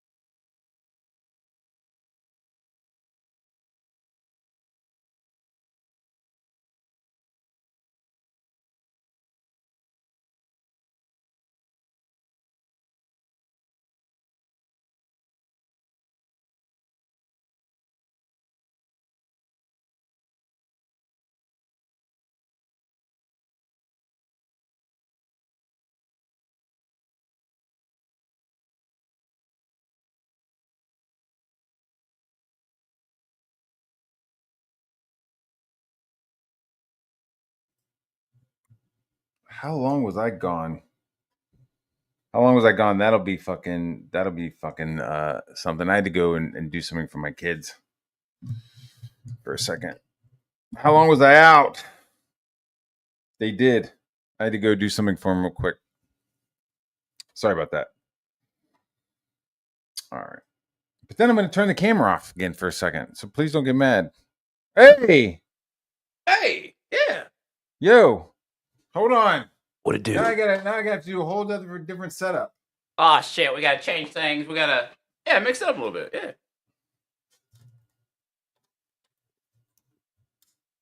We know she disappeared. I tried to come in for a moment and talk to the chat, but I was like, well, this ain't my show. I better leave. No, that's awesome. How long are you there? I had to go like do something for my little people. It was very short. It was like 2 seconds. I had this whole bit. I was going to sing a song, but I was like, I better wait. Because, that shit'll turn into fucking content. Well, I mean, last time, you didn't, you kind of muted yourself. They, made a big deal about it. And yeah. But they don't watch our content, though. It's kind of weird. Yeah, they don't watch our content, but they definitely... First to criticize, always. I was at this restaurant drawing mean pictures of this guy, and then he went and got a job at ABC and at Monday Night Football. Did I tell you about the art department? I'm trying to get up. I just woke up like an hour ago, man. I'm far behind. Yeah, so I was working at the restaurant, and this guy that was a host at another restaurant that I worked at. I was working at this place called Heartland Brewery, and I was a waiter there, and he was a host there. And at the time, he was hosting, but he was also interning at Cartoon Network and at a couple of other places, right? So he was doing his thing, and I didn't know that, right? I was just like, this fucking idiot. I was like, this fat fucking queer, I'm fucking stupid ass, right? I'm yelling at him and shit, as one does, and drawing pictures of him and shit. Look at dude, this is you. You look like a fucking eggplant. You fucking asshole. Look at you, you fucking T-Rex motherfucker. Like he had like little arms, you know what I mean? And I would run around going, hey, look at me. Look at me. Who am I? Like I would just fucking just dog this dude, right? And he'd go, 6, you're so mean to me. And I'd be like, shut the fuck up. And so then he like got a job at ABC at Monday Night Football. Oh, and they're like going, yo, we need somebody. We need a production artist. You know, we need somebody. And so he was in the production office and he raised his hand. He was like, yeah, I know somebody. And like, and it was me. And he like called me up and was like, you know, or like came in. It was like, hey, you know, you're drawing, right? You know, do you have a portfolio? And I was like, yeah. And he was like, all right, well, show up at ABC on Monday and, you know, show your portfolio. And so I did. And like, they loved what they saw. And like, they were looking at my stuff. Like I had comic book pages, right? Cause that was what my portfolio was. They were like looking at my pages and like pretending they were storyboards. You know what I mean? They're like, oh yeah, look at that shot. Okay. Yeah. And then we can move the camera like this. And then we can like match the, you know what I mean? They were like working my shit. And I was like, oh, whoa. And so they were like, yeah, can you do some storyboards and can you do some other stuff for us, you know, that we need? And I was like, yeah, absolutely. And so that just like, I got to go and tell Russian Tea Room that I was quitting. And they were all super psyched, you know, and then I went and worked for ABC. And that was kind of the start of my shit. And I don't even remember why I was fucking telling this story. What timeline was that for like Cartoon Network? Because there was a big change, a big shift in like the content they platformed. Oh, dude, this is like 90s, fucking 98. That's like some prime time. Yeah, this is like back in the day. This is back in the day when their offices were in New York City. Like now they're not. Now they're like in Atlanta or something. Oh yeah, they've downsized way down from what they used to be. Had some amazing shows. Courage the Cowardly Dog, Ed, Ed and Eddie, Dexter's Lab. Yeah. They had some good shows back in the day. Yeah. I don't know what the fuck is on Cartoon Network right now. Just Teen Titan reruns. The you know, the cartoonish version of Teen Titans. That's all they got. Teen Titans Go. I think that's all they show anymore. Basically, that's a weird. It's a dead network. Fucking weird show, dude. It is, man. Because like, you know, it's crazy. Like they brought back the Teen Titans as like a Batman the animated series, you know, but for Teen Titans, and it did really good. And then they's like, no, fuck that. Let's just make fun of it and do a Family Guy style version of Teen Titans or something. It was so bad. And now everything's ootsy cootsy. Yeah, everything's got that weird Cal Arts vibe to it. Or it did for a little while. Has it kind of pendulum just kind of like moved past that? Cal Arts, that Steven Universe, just shit style of art, just pure garbage. No effort whatsoever. Just as simplistic as it possibly can. Just the most and basic. And then they tried to do character. it with everything. They were like, hey, how about we try it with Thundercats? Remember that? Yeah. There was like a Thundercats roar that looked like fucking wonky so as fuck. Yeah, they tried to like Teen Titans Go the Thundercats and make everything like a Family Guy parody. Like it just You think, and then I'm going, yeah, no wonder fucking anime's eating your lunch. Yeah. Dude, like, I mean, anime can give you a strong female woman, Matt, without it being put down your neck. Centurions, we had fucking, you know what I mean? We had a bunch of shit. We had the Littles at least. You know what I mean? Yeah. We had stuff going on. Now we got nothing. Mm. They got trans activist characters and people being maybe you have like some pure shit, like one or two like Primal. That's fucking that makes my pee-pee hard. As not literally. Yeah, well, I mean, yeah. But you know what I mean? Like that's like that's a fucking great show. But So what's been going on with all this? We got some more drops of the DMs. So you know, Ethan is crashing and burning right now, right? Oh God. He's crashing and burning right now, and so he needs a distraction. So he's gonna fucking hash up and rehash some shit from a year ago. But he's adding a little extra. He's adding a little extra content. Which is basically, so apparently fucking Anna was asking about me. Anna like egged on PTP to like start talking about me. And this is 2003. Wait, 23 or 2003? This is 2003 right here. Or I'm sorry, 2023. I'm fucking. Hold on. I'm about to get. We're going way back in time. Way back. Yeah. Embarrassing. I stuck up for that guy, Whitney, and had to fire him off a gig and block him on all platforms. Completely unhinged. Hope you're well. Congrats. By the way, a really, really, really lucky dude. Huh. Now, nobody fired me off. They never, like, Whitney never talked to me. I never talked to Whitney, and nobody fired me off a project. Really? Yeah, dude. Nobody fired me off of a project.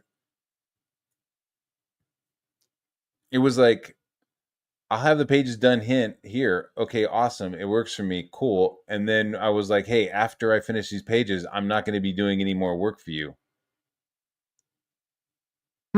That's me saying I'm not going to be doing your book, because we've already saw, like, he went and told Shane that I walked off of some book. So he tells Anna that I got fired, but he's telling Shane that I walked off a book.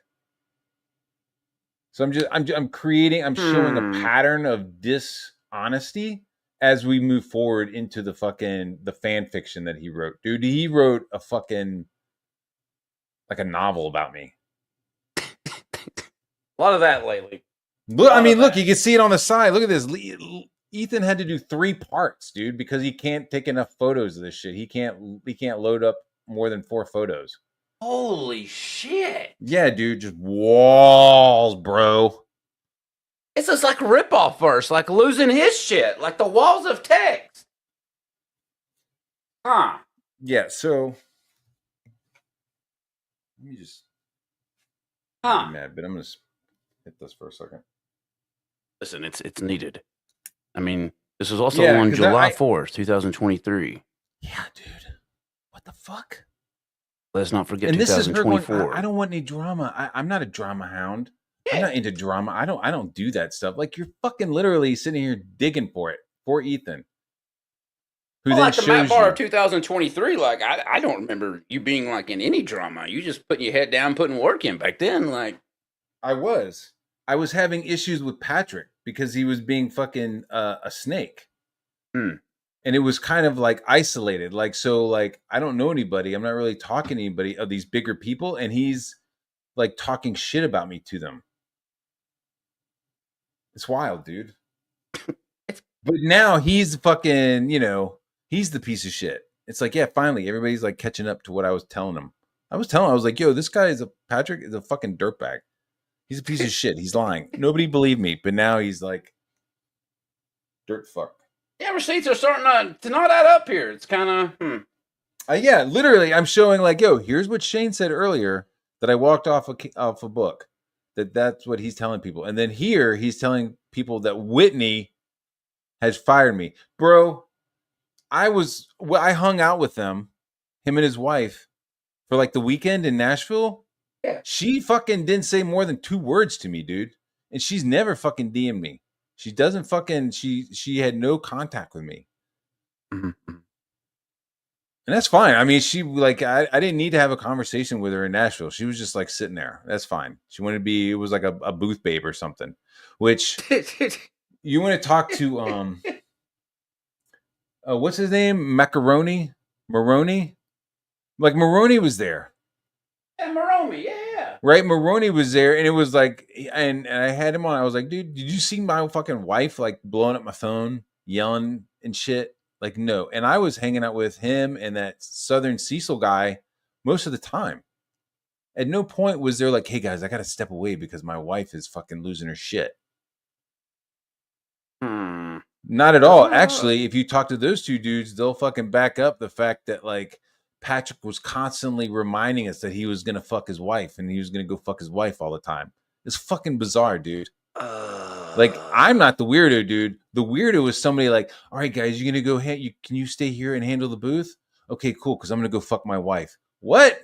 Okay. Wait, what? Yeah, bro. Dude, it was like multiple times. I was like, I don't want to fucking hear that, dude. Is it the same weekend he was telling you about? Like he had a dream about you, him, and his wife, and That was a previous weekend. That was like oh, I saw his huh, stuff.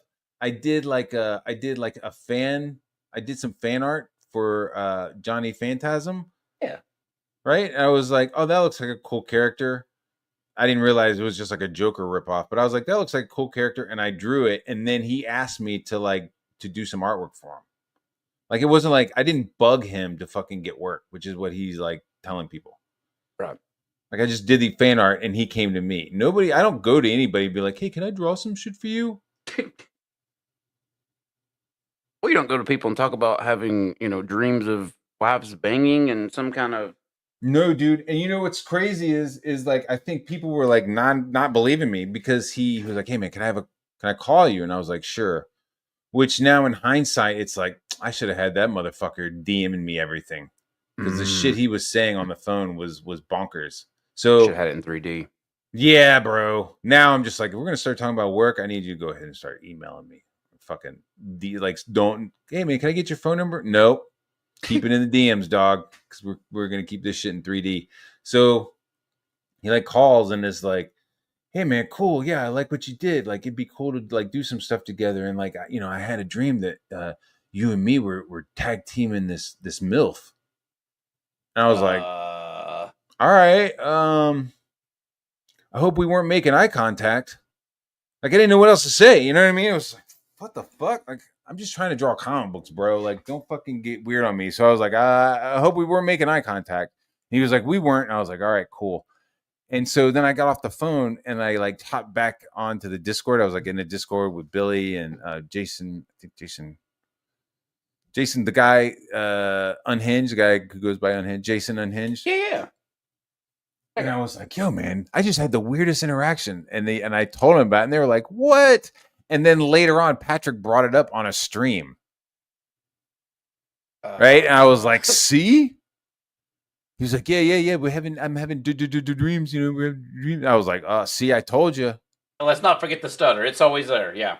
Yeah. So I was like, see, I told you. I'm not fucking making this shit up. Like, it sounds fucking crazy, but I wasn't making it up.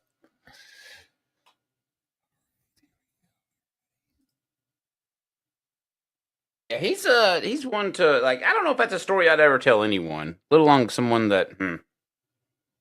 So yeah, so it's like, hey, so this is, I guess, this is Anna, I guess, replying to him, right? This is, hey, like just out of the blue, hey, sorry to bother you. Is it? We got the same one, I think. I don't know if it changed to. Did you change screen? Yeah, I did, but it's still Anna. I'm stealing the PTP DMs. Yeah, is that his? That's his DMs. Yes. So these are his DMs. I believe so. I think. Yes. No, because this is him. Yes, right. Right. Yeah. These are Patrick's DMs that he's sending to Anna. Oh, him and Anna are talking. So these are to Anna, not Ethan. Okay. No, that's what's so like nefarious and trifling is that it's not between PTP and Ethan. It's between him and Anna. Wait a minute. So how did Ethan get Anna's DMs? Anna sent them to him. Wow. And now he's sharing them. So that's like, yo, Anna, you're a fucking dirtbag bitch. Well, I mean, she does love eating dirt, man. Oh, yeah. You're that is like on brand for her. Dirt lunch bag fucking eating bitch. Holy fuck.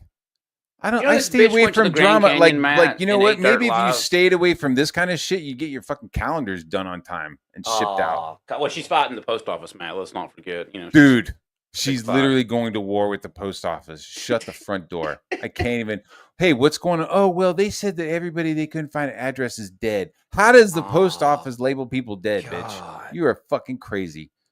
Well, at least she finally learned after 3 failed campaigns, Matt, that she put a 2-year wait on her next campaign. I think she's selling the 2026 calendar right now. What are those, though? Are those the more dead IPs? Here, guys, look at me. I'm dressed up like Ray. Who gives a fuck? Hey, remember the movie y'all hated? I'm going to go dress up as her. That's what I'm saying. Remember, like, when all my friends made mad videos about how Marvel and DC and Disney are fucking dead? Well, Here's according to me, dressed Ethan, up like those are good sexy movies X-Wing. now. You know?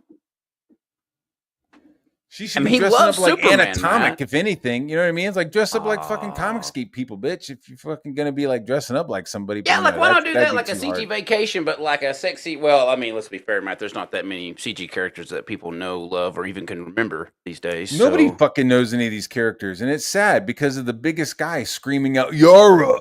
Yara! Hey guys, hibbity jibbity, Yara! Hey guys, just FYI, I don't know what's going on with Cyberfrog, but hey, Yara! Yara! Mhm. Horseman, horseman, horseman. What the fuck, There's this dude? hibbity-jibbity, I swear to God, I black think he was guy. fucking paid by Eric July. I'm like, you're a fucking plant, aren't you? You're a Eric July glowy. wait a minute, is he gay up in the street team? Is he trying to get on that double pay? He is the fucking street team, the fucking Son lard of a ass. bitch!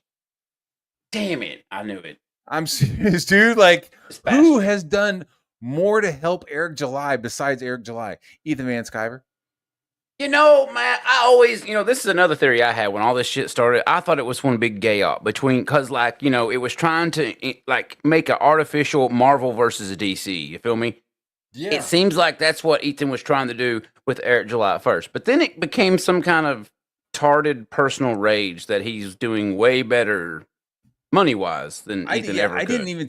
It was like, hey, I'm gonna do a cover for you. This is awesome. You're literally doing what we suggested. You were raging against the mainstream. You talked about building a platform. You built your platform, and now you're gonna put your comic book out. That's awesome. I'm gonna do a cover for you. Okay, sounds good. Here's Shane Davis. Shane's gonna do a cover for you. Okay, cool. And then as soon as he's like, hey, how about business like this? He's like, I'm good, dude. Suddenly Ethan's poopy pants. That's literally what it is. The guy wouldn't take Ethan's advice, and Ethan got poopy pants, and then decided to incite all of Comicsgate after Eric July, like a beta. Like a Beta. Beta. Fucking, I don't get it, Matt. Damn it. That was the original docking handshake picture, Matt. Let us not forget, between Eric July and Ethan Van Sciver. That's where it all started. And now we got all the DMs. It's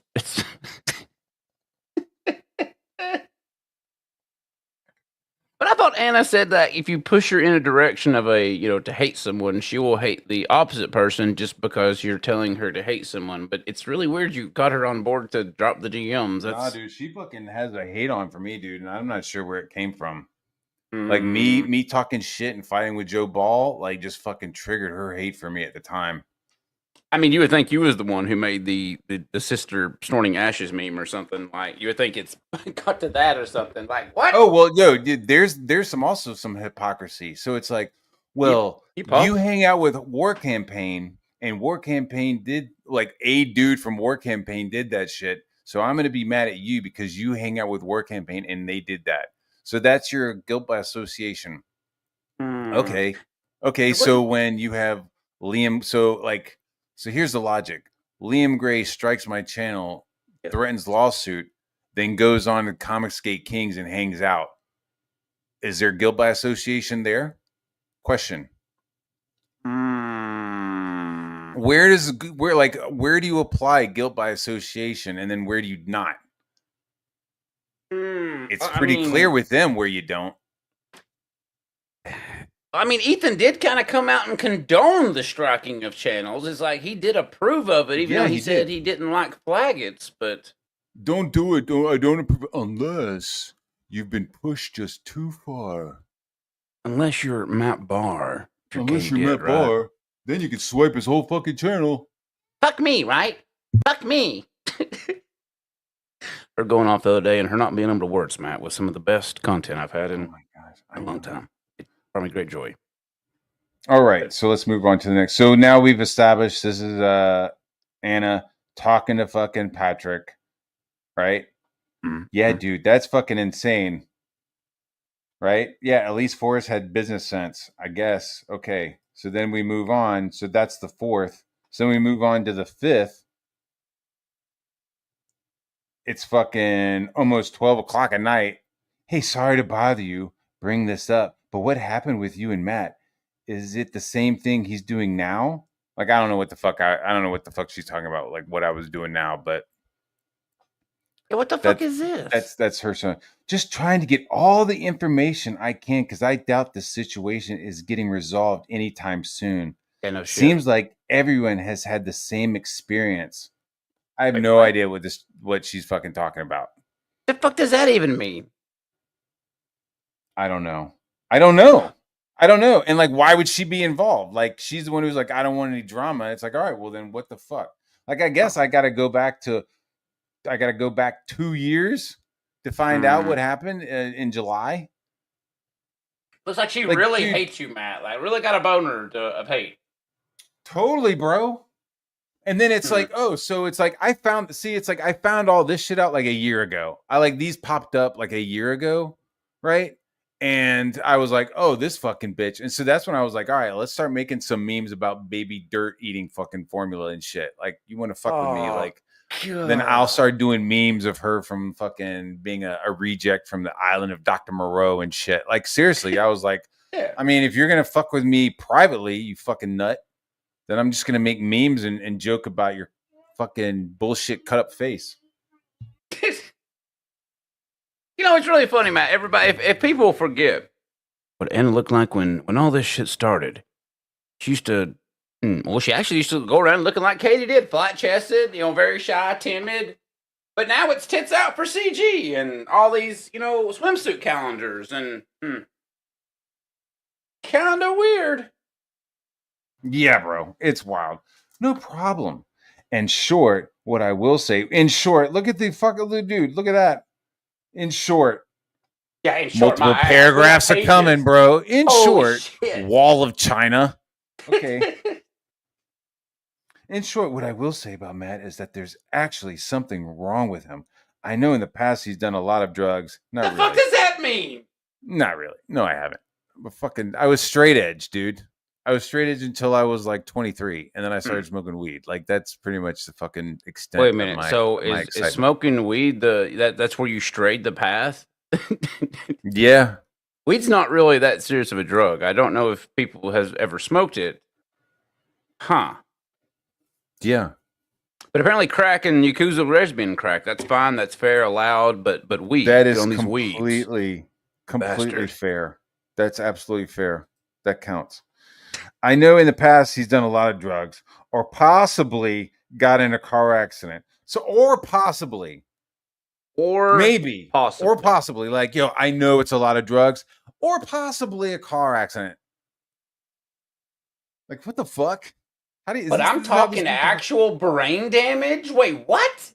Yeah. And so this is what Ethan is like starts latching onto. And then it gets worse because he starts bringing up my wife.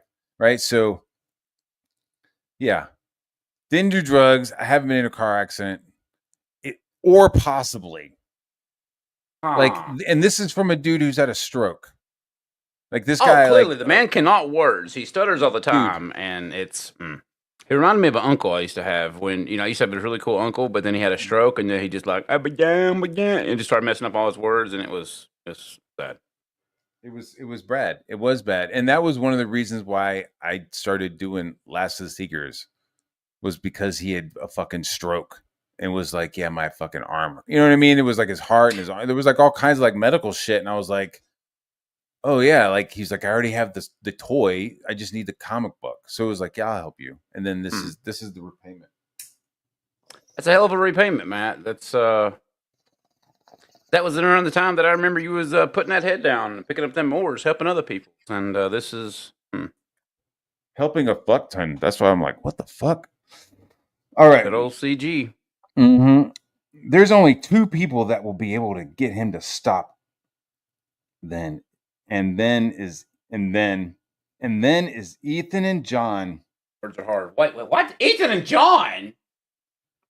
The throat goat and the divorced dumb fuck. Had to downsize his house. It was getting too big. Yeah, dude. I was like trying to think of like something like all I could think about is him going, oh no, dog fucker, dog fucker, dog fucker, dog fucker, dog fucker, dog fucker. My wife locked my cock, dog fucker, dog fucker, dog fucker. Black cop. Oh, we don't know that for sure. That was a joke. Well, he said it. He tried to, talk about it as he was selling his book that night. If my Yeah, you wife can sucks see it. black cock, well then back my book. Wait, what? What? Yeah, dude.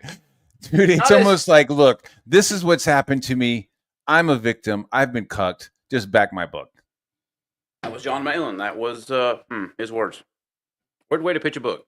He's like, please back my book. Maybe I could buy this guy a bucket of chicken and he'll be my friend while he fucks my wife. I don't know. Who knows? A lot of begging going on these days. Throat goat. The dude's like, he's a monster. He has to be stopped. That bar has to be stopped. Dude, this shit is a year old, bro. This is 2 years old. It's ridiculous. Oh no! Let's see. Terrible. Okay. What he's doing, he thinks is part of what Comicsgate does. He's trying to earn clout by arguing with people online. It's not about making comic books with him. It's about getting credibility. While I was doing multiple covers, logos, and shit, like, yeah, I do like to argue on Twitter, like, durr. But you're out there earning all that clout, saving up the clout. What does Stockpile that of even clout. mean? The clout. It's like, you mean clout. What is clout? You mean building my platform? You mean getting exposure? You mean getting out there and being vocal about my opinion and showing my artwork and helping other people? Yeah, picking up the oar, actually helping other campaigns. Dude, wow, what a concept. Dude, 2 years ago, I was talking mad shit to any SJW that stepped up. Yeah. Anybody that was a fucking, like, a liberal or a leftist, dude, I was headhunting, bro. Yeah. Like, I was, because it was like pent up, to be honest, dude. Like, I had like been listening to your boy Zach. I had started listening to even fucking Ethan and shit. So when I came in to Twitter with fucking like Comicsgate flags of blazing, dude, I was headhunting. Yeah, man. Any fucking leftist, any SJW that was like, actually, it's okay if Batman is gay. The fuck he is. Shut your fucking mouth. And I would fucking roll hard, dude. Because it was fun. I felt righteous. Like, what are you talking about? Like, no. Spider-Man shouldn't be cucked by Mary Jane's new fucking boyfriend. Like, what are you talking about? You know what I mean? It was just like, no. No. I say to you, no. I'll tell you what happened with Whitney and I and Matt. Why is he? It's like let me include my wife, the fucking wallflower. No offense, but like I had no fucking interaction with that lady at all. None. Like, hey, like I showed, like, you know what, at Nashville, this is how good my memory is for a fucking stoner. At Nashville, there was a fucking dude walking around with 2 different pairs of socks. Right? And like he walked by and it was like a neon green sock and like a black sock, right? And it was like, what the fuck? And I looked at Whitney and she like caught the sock as well. And I was like, what the fuck's that all about? And she was like, I don't know. That was it. That was my fucking interaction with fucking Whitney. Like, to be honest with you, I wasn't there to talk to her. You know what I mean? I left my wife at home. I'm here to talk to this fucking guy, Patrick, about these fucking robots in this fucking comic book, not fucking talk to this lady who was somebody else's wife. No offense, but like, I'm just not. You know what I mean? Like the optics of me sitting there fucking talking to this lady, I'm just not going to create those. So after a year and a half or so, he kept on bugging me about getting work, about streaming, and I just talked with him. I just had a cat died.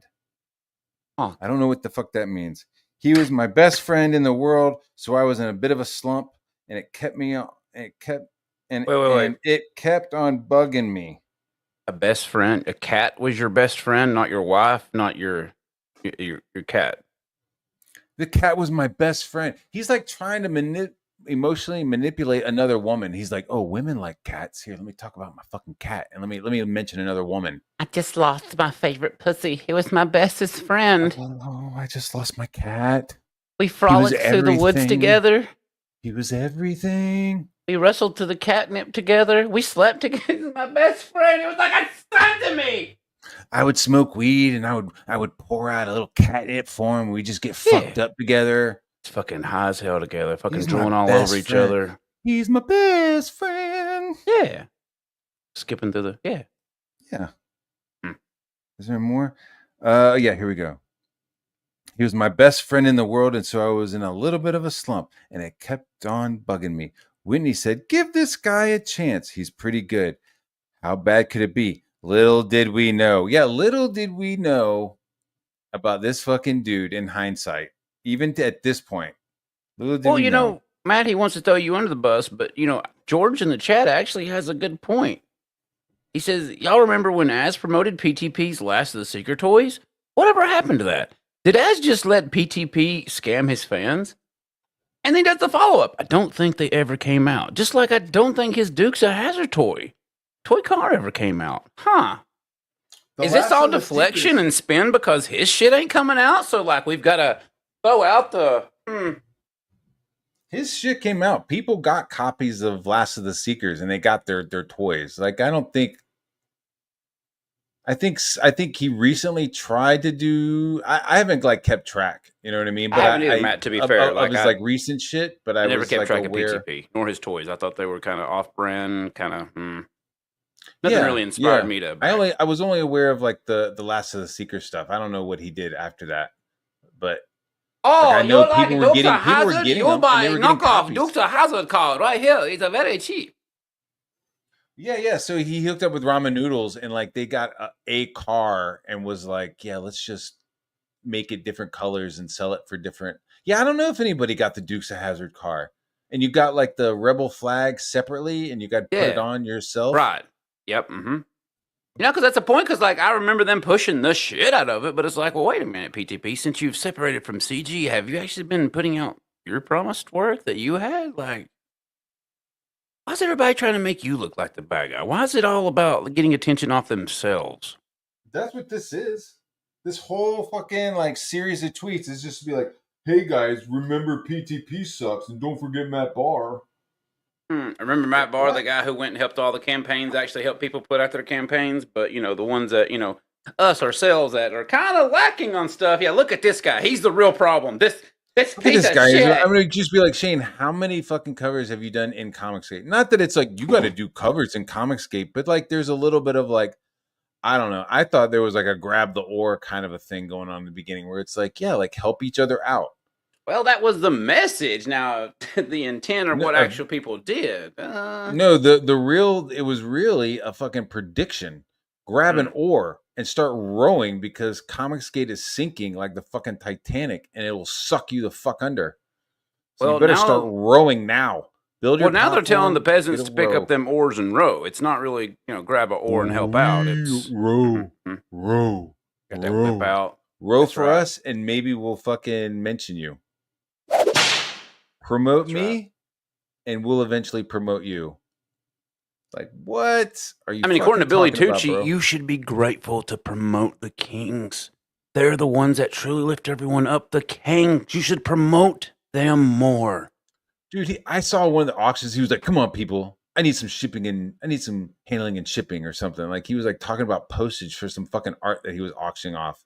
Yeah, this motherfucker got over $200, Matt, and too cheap to pay the postage himself. Like I'm still gonna need like some money on the postage, people. This ain't happening yet.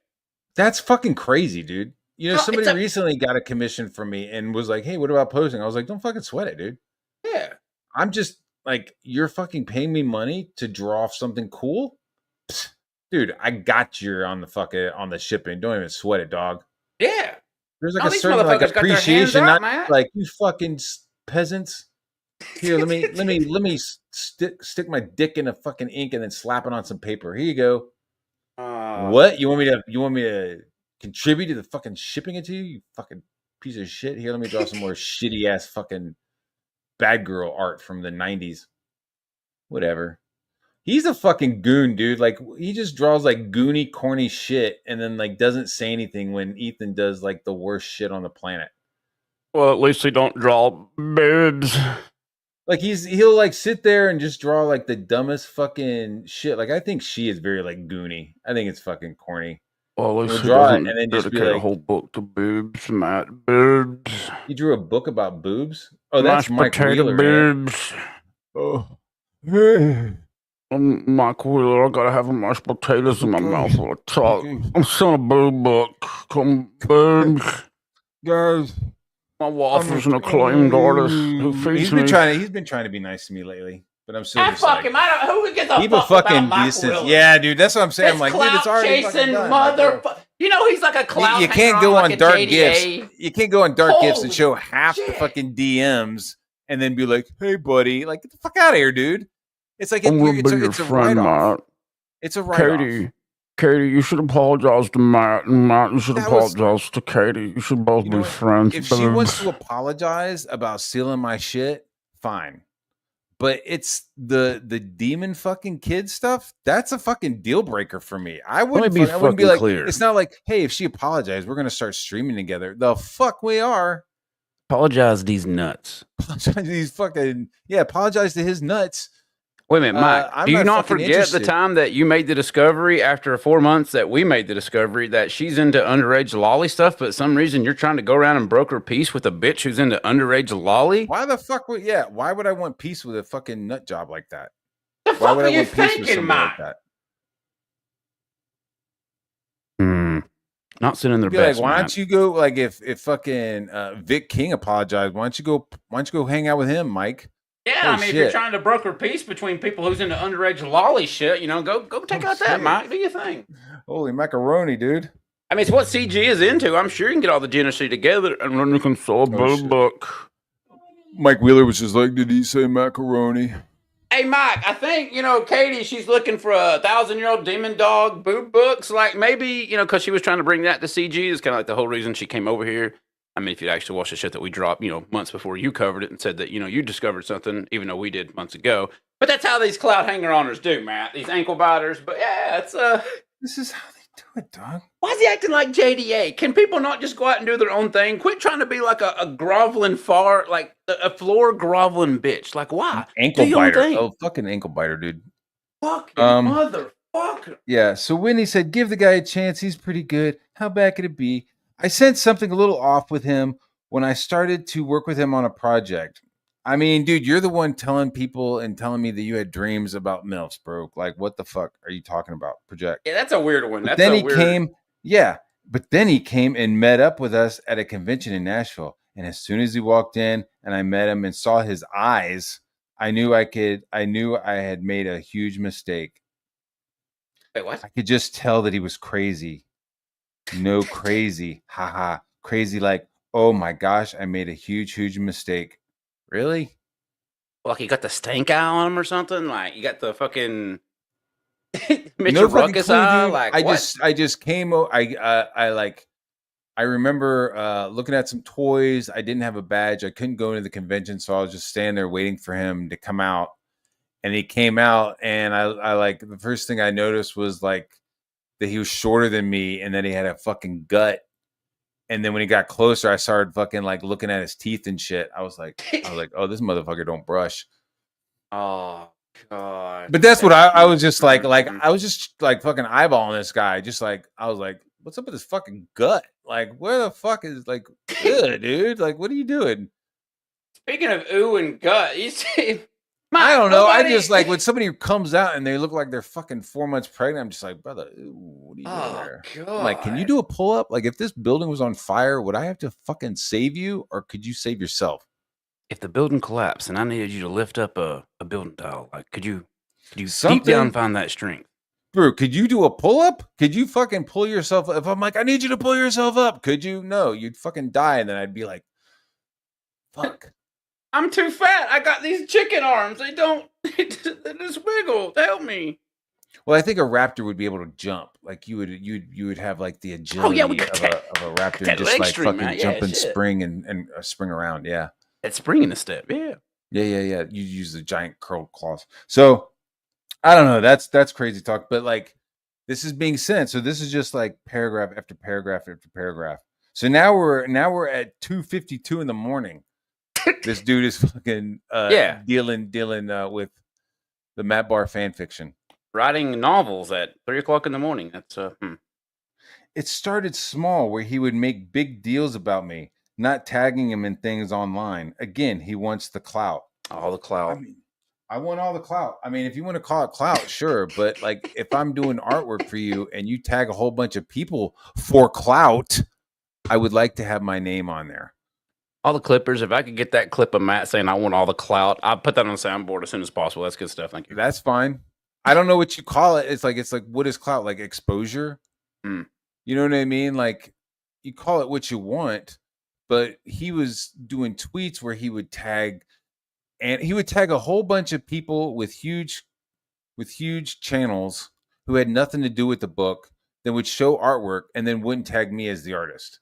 And I was like, yo, can you do something about it? Could you please put, like, if you're going to do my name, could you tag it? And I don't know if you want to call that a deal or not, but we didn't have a contract. And I guess we should have, because that would be part of the contract. Like that was part of the contract. Yeah. Yeah. I mean, that's just straight up fucking protection as an artist. Yo, you show my artwork, you fucking post my name. Like, it's not even, I don't even understand how it's like some sort of a deal and like weird. Well, we've moved on to the digital age and people forget about the post credits and actually, you know, calling out and giving credit to where credit is due. People who actually worked on the book. Wow, what a concept. Didn't Ethan watch some movie and got poopy pants because his name wasn't in the credits? Yes. You know what I mean? Yes.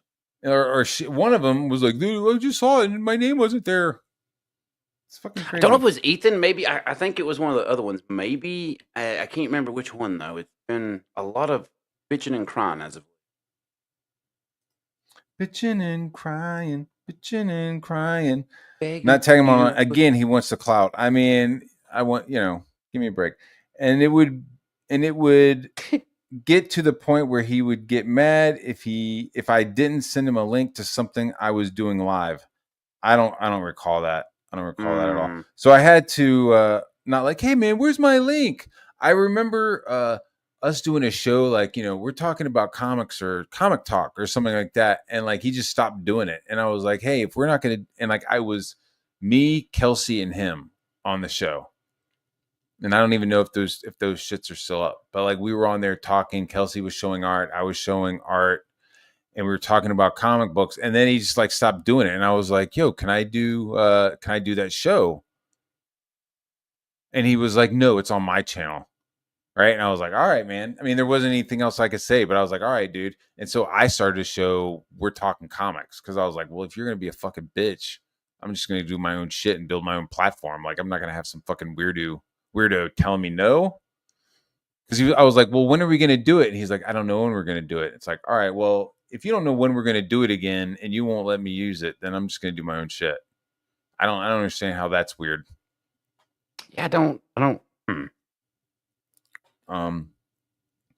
Blah blah blah. It would get to the point, so I had to navigate around that for about a year. I don't know about that. But he was completely obsessed with JDA, Yellow Flash, and you and Joe Ball. I mean, JDA was going after me hard. Yellow Flash, I don't know. Yellow Flash had something with me, and then we talked, and he fucking chilled out. And then Anna, like we were literally within the midst of her being a fucking trifling cunt. So yeah, surprised. And then also Joe Ball, dude, I showed his lives earlier from the dungeon room. That guy was in there just making up shit, dude. Like, what the fuck? Just making up shit. What's going on with old Joe? Yeah, dude. But he ain't getting love from nobody, dude. And nobody knows where the fuck death is going to come out. Yeah, you know, that was a book that I saw and at one point was excited for, but after no updates, no nothing, it's like, yeah, I don't know if it's ever coming out. Probably never. It says, I have no idea why he got into a fight with those guys. I don't know who he's talking about. Yeah. But I know, I guess with JDA and Yellow Flash. But I know with you, he was pissed that you left the riot room because he was sharing screenshots. That never happened. What screenshots was I sharing from the riot room? Never, dude. My receipts matter. Yeah. And then you left a riot room. You did. What the fuck? He even stutters while he types. When you left a riot room, you you signed and left, and I drove him crazy with you. You did. You did. I don't know what that means. I Mhm. can't read his fucking stroked out fucking 3 Yeah, a.m. it's giving me an bullshit, dude. aneurysm, man. Like Yeah, I'm starting dude. to stroke out here. Like what? At this point, he was already kicked out of the Comicsgate green room twice, and he asked me if I wanted him to leave. I said no because I knew it would actually be more problematic if I asked him to leave and he can make an issue out of it. What the fuck? That didn't happen either. I want him to finish. I want him to stay so he could finish my book. But then, so did you fire me or not? You know what I mean? Right. But then I got to a certain point where he used the book as leverage over me. I'm not sure how I use leverage. I'm not sure how I use it as leverage. You'll have to explain that.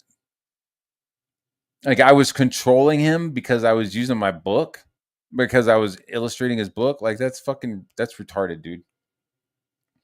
Almost like crazy type of relationship thing. That's bullshit as well. Holy God! More walls of dude, text. it's literally like chapters. Jesus Christ. It's chapters of the fucking Matt Barr fan fiction that Ethan is sharing that Anna got. So Anna was like, "Hey, tell me about Matt Barr." In short, dude, what part of this is fucking short? Yeah, what part of this is short at all? This is a fucking novel. The lifetimes of Matt Barr. Still, this whole time months ago, we had issues with Yellow Flash, had issues with you. He actually got into a big thing with Shane and Mandy, which I'm actually surprised they're keeping their head down right now because they got into a big with Shane. He actually lied to Shane about stuff I said and got me and Shane into a little bit of an argument. That's not true. Shane, you're fucking here. You were fucking in on that. I was like, he was like, yeah, man, Shane's calling you a fucking tryhard. He's calling you all this shit. And I was like, what the fuck? And I went to Shane and was like, why are you calling me that, dude? Why are you talking this shit about me? And he was like, I didn't say that. I'm like, fucking PTP is saying you did. And we got onto a fucking 3-way fucking dead room. And PTP totally fucking changed his story and was like, no, I said, I think that's what he thinks about you. I was like, are you fucking for real, dude? Like, no, I didn't say he said that. I said, I think he thinks that. I think he thinks that about you. I was like, yeah. I was like, you're saying that you said that because that's what you think Shane thinks about me? And so you told me? I was like, that doesn't make any fucking sense, dude. I was like, stop. And that was like dirtworm shit. You know what I mean? He'd get on the phone and be like, yeah, Shane thinks you're a fucking tryhard. And I'd be like, what the fuck? Like, why are you fucking telling me this? Like, I don't want to fucking hear this. Because some of it was just like, yo, Shane, like, I did a card for Shane. Like, I was like, dude, I'm doing cards for you and doing books. Like, how am I a tryhard? Because I'm doing shit for other people? Like, what the fuck? You know what I mean? It's like, oh, you're doing more than us. You're a fucking tryhard. No, you're fucking mediocre, dude. You're fucking lazy. Why did he call her Manda? Because it's fucking at it's almost 3 a.m, dude. This is true. He's right. Which I'm actually surprised they kept their heads down. He actually lied to Shane, didn't. We had to have a meeting with Shane and Matt, so I can get Matt to admit that he lied. Never happened, dude. Get Shane. Call fucking Shane. Fucking ask that fucking dude. That's not what happened at all. He's a fucking liar, dude. During the process, he called Shane a fucking asshole. Yeah, because I came in hot, dude. I was like, what kind of fucking asshole would say that? Yeah, that's... It's fucking legit, dude. Oh my God, more walls. Oh my God. So that never happened. That's all fucking bullshit. Why Shane is even on screen with him to this day, I don't know. You know why Shane is even on screen? Because you're lying.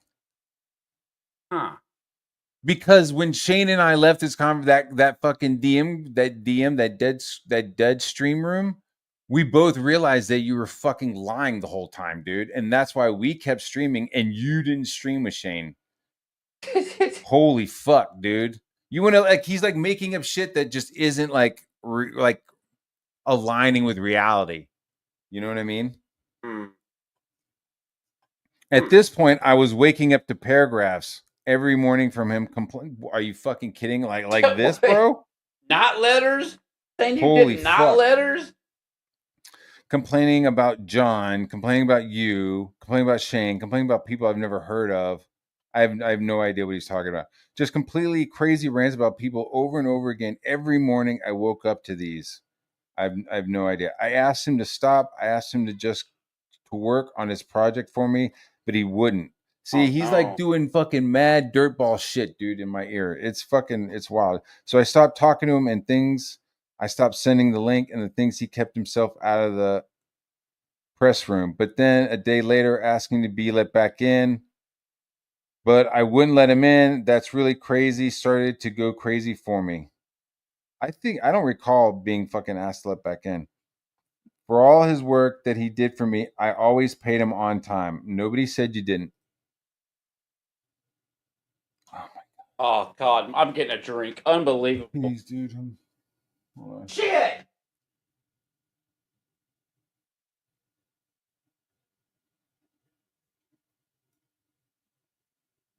Why would I have left the riot room? Maybe because he was being a fucking dirtbag. I don't recall being fucking asking to get back in. But again, this is like fucking 2 years ago, dude. Weird 2 years ago shit that he's telling some fucking chick at 3 a.m.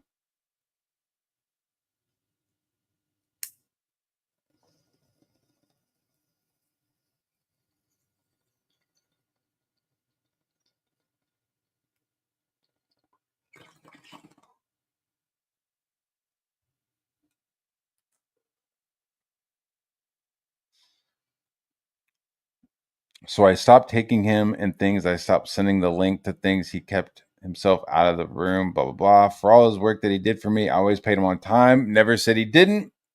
I even paid him a bonus to finish things early. And towards the end of the project, when I was trying to get him to finish, he said, it's not about the money. It's about CG. The monies. It's all about the money. I don't recall this dude ever paying me fucking extra. You fucking liar. I lost money because you paid fucking Billy. Says, it's not about the money. It's about CG. Some type of crazy CG nonsense. Bruh. What, like this? Bruh, this is the true crazy CG nonsense. Me trying to help somebody because they had a stroke and had a fucking weak heart. All the covers I did. Yeah, that's I believed in us helping each other. That was us all together. My bad. You know what I'm saying? Again, me being a human being to some of these people, suddenly it's a fucking it's a weakness, it's a con. That's wild, dude. Walls of Text Protection Agency. Dude, look at this. Fucking walls of fucking text. It's so sunny outside. Shit. I'm gonna give this a few more minutes. I did everything. Excuse me. I did everything I could to please the guy, except for tag his art. But it was never enough. Actually, the only thing I needed you to do was tag my fucking art, dude. Are you fucking kidding? He's just crazy. Super, super crazy. He thinks that... Is that a stutter? Super, super crazy? Or is he just using the word twice? Crazy. Maybe. Super crazy. He thinks that we are using people online. You absolutely are. He's earning respect for people. Wait a minute. SS crazy.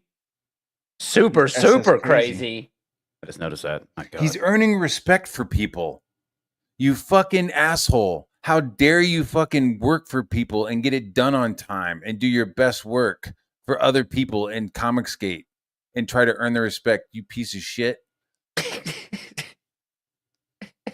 These people aren't human.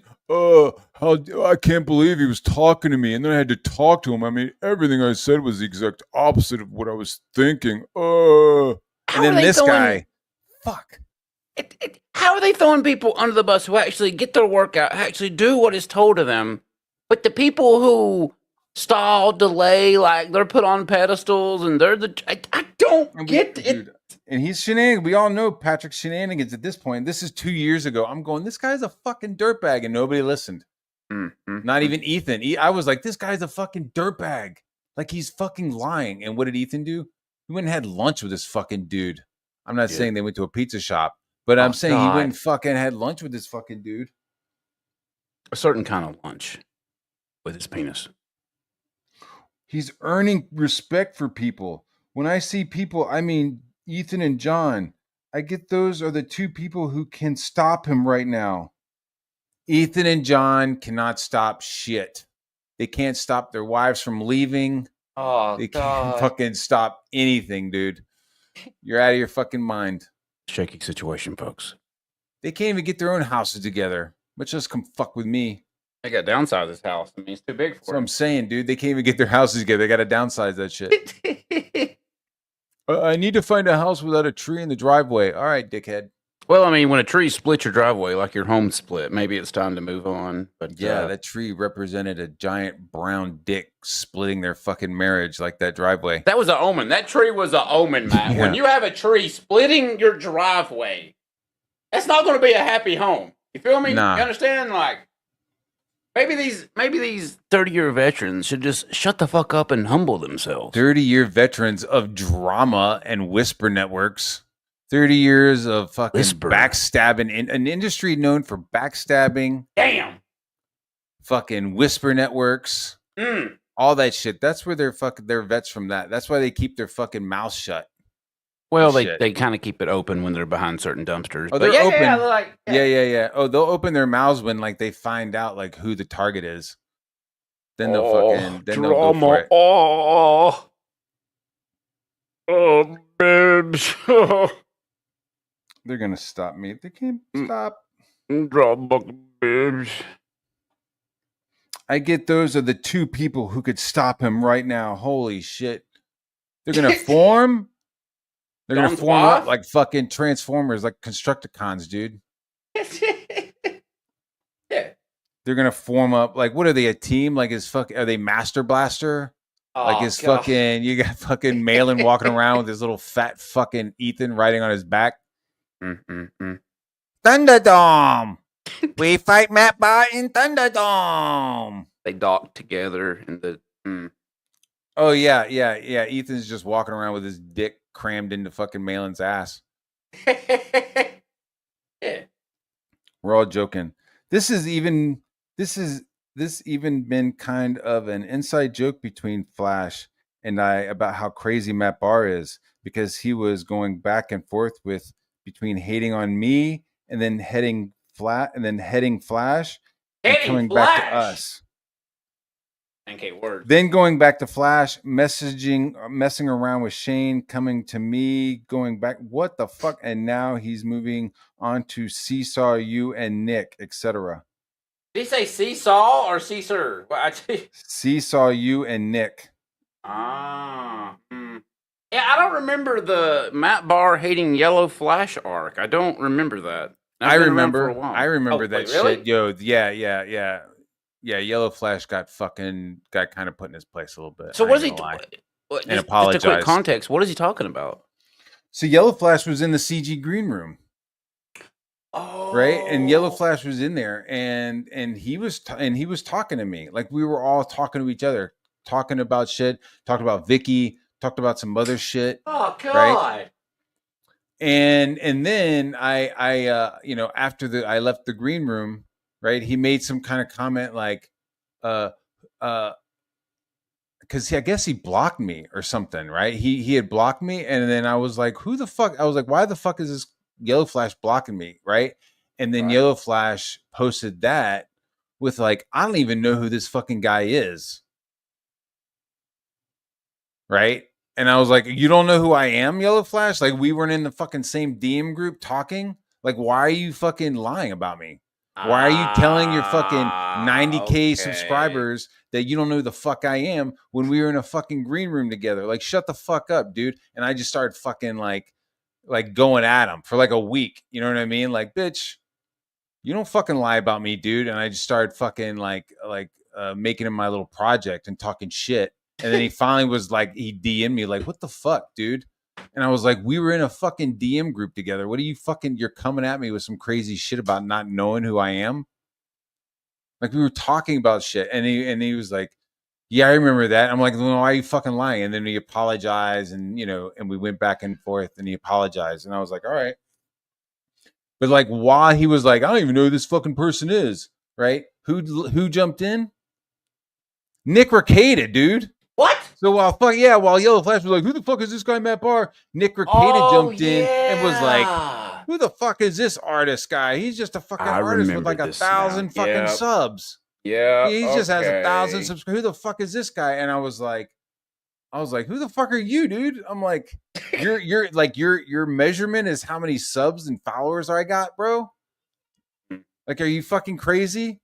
And then and like, what happened with that? Nick ended up fucking crashing and burning. This was all before Nick crashing and burning, dude. So like as Nick was crashing and burning, I was like, who's the fucking nobody now, dude? Fuck you. Like I was just fucking just loving it, dude, and just relishing it, dude. I was taking that relish and putting it on my hot dog. That shit was dope. Yeah. Okay. Fuck you. Hey, Nick, now I'm at fucking over 3K. Now I've got my fucking book done. Where the fuck are you, dickhead?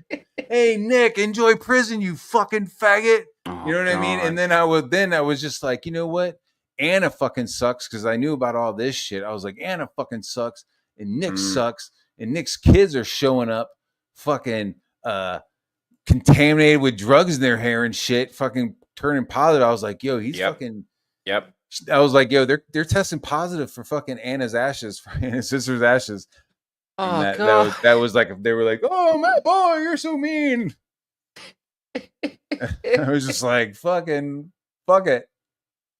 People don't seem to You pay know what attention. I mean? To They the were just like, context, hey, though, they man. came over and slapped me, and I just like grabbed them by their fucking balls and like squeezed, and they were like, why? I'm trying to have a drink, and you came over here talking shit. I'm gonna grab you by your nuts and headbutt you. Get the fuck away from me. That's what's up. So yeah, that was the Yellow Flash. But then since then, like Yellow Flash was like, yeah, man, my bad. And I was like, yeah, like we're cool. And then I did a fucking cover for him. So, you know, this is all fucking 2 years ago. So again, like you have to take in the context of fucking 2 years ago. Like people have fucking moved on except for Ethan. Honestly, like if you think about it, like, yo, who the fuck cares about this shit? 2 years ago, like PTP is crashed and burned. Anna's still like 2 years ago, she may have had a calendar that was coming. Now, 2 years later, she can't do a fucking project at all, like right. Nick Ricada's lost everything. The only thing cool is fucking Flash in his book. So, I mean, time will tell. You know what I'm saying, dude? We gave him rope. Time gave him rope. That's right, baby. All of this is he's trying to impress Ethan. He's trying to get that cloud. Now I want the cloud. I want that flying cloud like fucking Goku. Now I don't know if Ethan has hired him for a job right now. So he's gotten super brave with some of the things that he's been doing. But I can't stress this enough. It all goes back to Ethan right now. Ethan can stop him. But that's the thing. Ethan will be able to stop him. But I can't stress this enough. It all goes back to Ethan right now. Ethan can stop him. But that's the thing. Ethan will be able to stop him. But it'll be a short-term solution. He's crazy. Crazy, crazy, crazy. I meant to say that once. I'm stuttering. That's fucking nuts. And like the job is fucking bumpkus. As soon as I got like he was like, hey, you want to draw girthy stallions? I'm like, yeah, is there a script? No. Okay, yeah, I'll draw it. I did some sketches. Was this cool? Yeah, this is great. Oh, by the way, it's all gonna be mine. Okay. You get paid great. Okay. Is there a script? No. Okay. A year goes by. Yo, bro, is there a script? No. You're sharing fucking rape shit about me. Yeah. Yeah. And I don't want to fucking work for you. Fuck you. That was that book. And dude, there's no script for fucking Girthy Skyans. Nobody's been seeing the artwork. It crashed and burned. It's fucking corny. It's corny gay shit. It's just another layer of fucking homosexual propaganda Ethan is trying to slip into your house. Huh. Dude, am I wrong? First it's, hey, here's a frog, and then here's Rainbow the Brood. Here's some fucking unicorn toys with dildos. Like, what the fuck? Kind of Anything weird. manly, like it won't show up. Oh, how about a NASCAR? Yeah, that won't show up. Oh, but it's a NASCAR of a furry. Okay. Fucking A, man. Just to illustrate how crazy he is, not only does he do screenshots of conversations and sharing them with people, really like Anna. Like Anna and Ethan. Yeah. How funny is that? How funny is that they made it a trend to start sharing shit? Wow. He will actually make up, dude. He will actually make up screenshots and Photoshop with false statements. I'm gonna call that out as defamation right there. That has never fucking happened. Are you talking about Nicholas McCure and his fake Nope, we're tweets? talking about this guy. Oh, okay. It's absolute bullshit, dude. It's fucking. Is it time to go? All right. Absolute bullshit. I'm gonna leave because this is crazy, and I got more family shit to do. Yeah, go do the family thing, man. It's a You weekend. know what I'm have some saying? fun. This is like I think I've read enough of this fucking insanity, dude. That it's just like, what the fuck, right? Yeah, So it's like screenshots of photos. Like, where's those photoshops? Where's the receipts of that? And then share them. Like, yeah, please share that, dude. He's just making up fake conversations. Please share that. Where the fuck is that, dude? Where is that? So he lies in the DM groups about me having fake emails, and then he lies to Anna about fucking fake screenshots. Anna, then being a weird little cunt, she takes the fucking screenshots of the conversation and gives it to Ethan, who then starts sharing them. Do you see this fucking train of cunt? Do you see like am I like not naturally like what the fuck is going on with this? It's crazy. Am I wrong? It's crazy. Yeah. I'm up. I'm like trying to get up and leave, but like, is this fucking like what the fuck? This is wild as fuck, bro. And it's being spread by Ethan as fucking like gospel. That's what's fucking numbing, is that it's being spread by gospel by somebody who's already the Judas. Like, why are you spreading the gospel of Judas? I don't get it. Das Juden? Das Juden. For example, there was a Transformer YouTuber down here in Florida who was supposed to take a quick look at my book. Even though I had blocked Matt Barr on Twitter and Facebook, he sent an email and a screenshot of him having a conversation. What the fuck? Never happened. And the conversation was something like this. The YouTuber said that he didn't like me and that he didn't want to look at my my toy, that he thought I was a bad person, etc. But Matt Barr was sticking up for me in the message. What the fuck? Never sent anybody anything on YouTube about any fucking Transformer. Blah, blah, blah, blah, blah. Matt Barr sent this to me, says that even this guy's didn't want to talk to me. I don't know. But I'm trying to help you. I don't know what you're talking about. I reached out to the YouTuber and I say that I am sorry and he just want to see my toy anymore. What the fuck? Hope to see him around. He writes back to me. I have no idea what you're talking about. I want to see your toy. Him and Matt never spoke. I don't know what the fuck he's talking about with this. I'm trying to chop it up. Matt Barr completely made a conversation in Photoshop and then sent it to me. Please post that, you motherfucker. You pig-hearted fucking piece of shit. Please post it, you fucking dog-faced faggot. Why do they talk over receipts, but then just show it? Just show it. Oh my god, dude. Oh my god. Please. Ancient spirit of evil, transform this decayed PTP into an actual man who has receipts. Or balls. Just maybe find his balls. Just maybe. Fuck. Wow. And this is the guy, I don't have receipts, but this is a guy who bragged about fucking his students when he was an art teacher in college. So yeah, that's weird. That's kind of weird. I don't know why anyone would brag about that. Yeah, and I don't think I was the only one that heard that at dinner that night. Blah blah blah, crazy. Talk to Ethan long term. We're in trouble.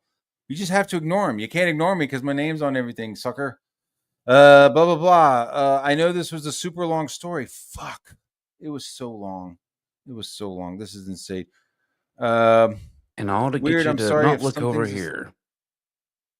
I'm sorry if some things that make any sense, I can go more detail, but it's just more craziness. If you want to do anything else, just hit me up and I'll let you know. You got to talk to Ethan. So they were just having these weird little, we got to talk to Ethan. We got to do some gay whisper fucking mainstream shit, dude. You have to talk to Ethan. You want to keep streaming? I'm fucking out of here. Oh, I'm going to go take a break, man. It's the weekend. I'm going. I got jumping things out, to do. I just thought about saying hi because I missed you last night. Thank you so much, buddy. I know. I had to get a good night's sleep. There's stuff we were doing this morning. I'm coming. Let's go. Yeah. Let's go. Woo. Let's go do some fun stuff. I'll see you guys later. Hail to the chat. You guys are Hell, awesome. Keep it real. Don't clip my shit. This is my shit. Don't clip it. I said don't clip it. Don't ever clip my shit. I don't want anybody clipping. It's none of your fucking business. Don't clip my shit. Don't clip my shit. Don't clip my shit. Don't clip my shit. Don't clip my shit. Don't clip my shit. Don't clip my shit. Don't clip my shit. Don't clip my shit.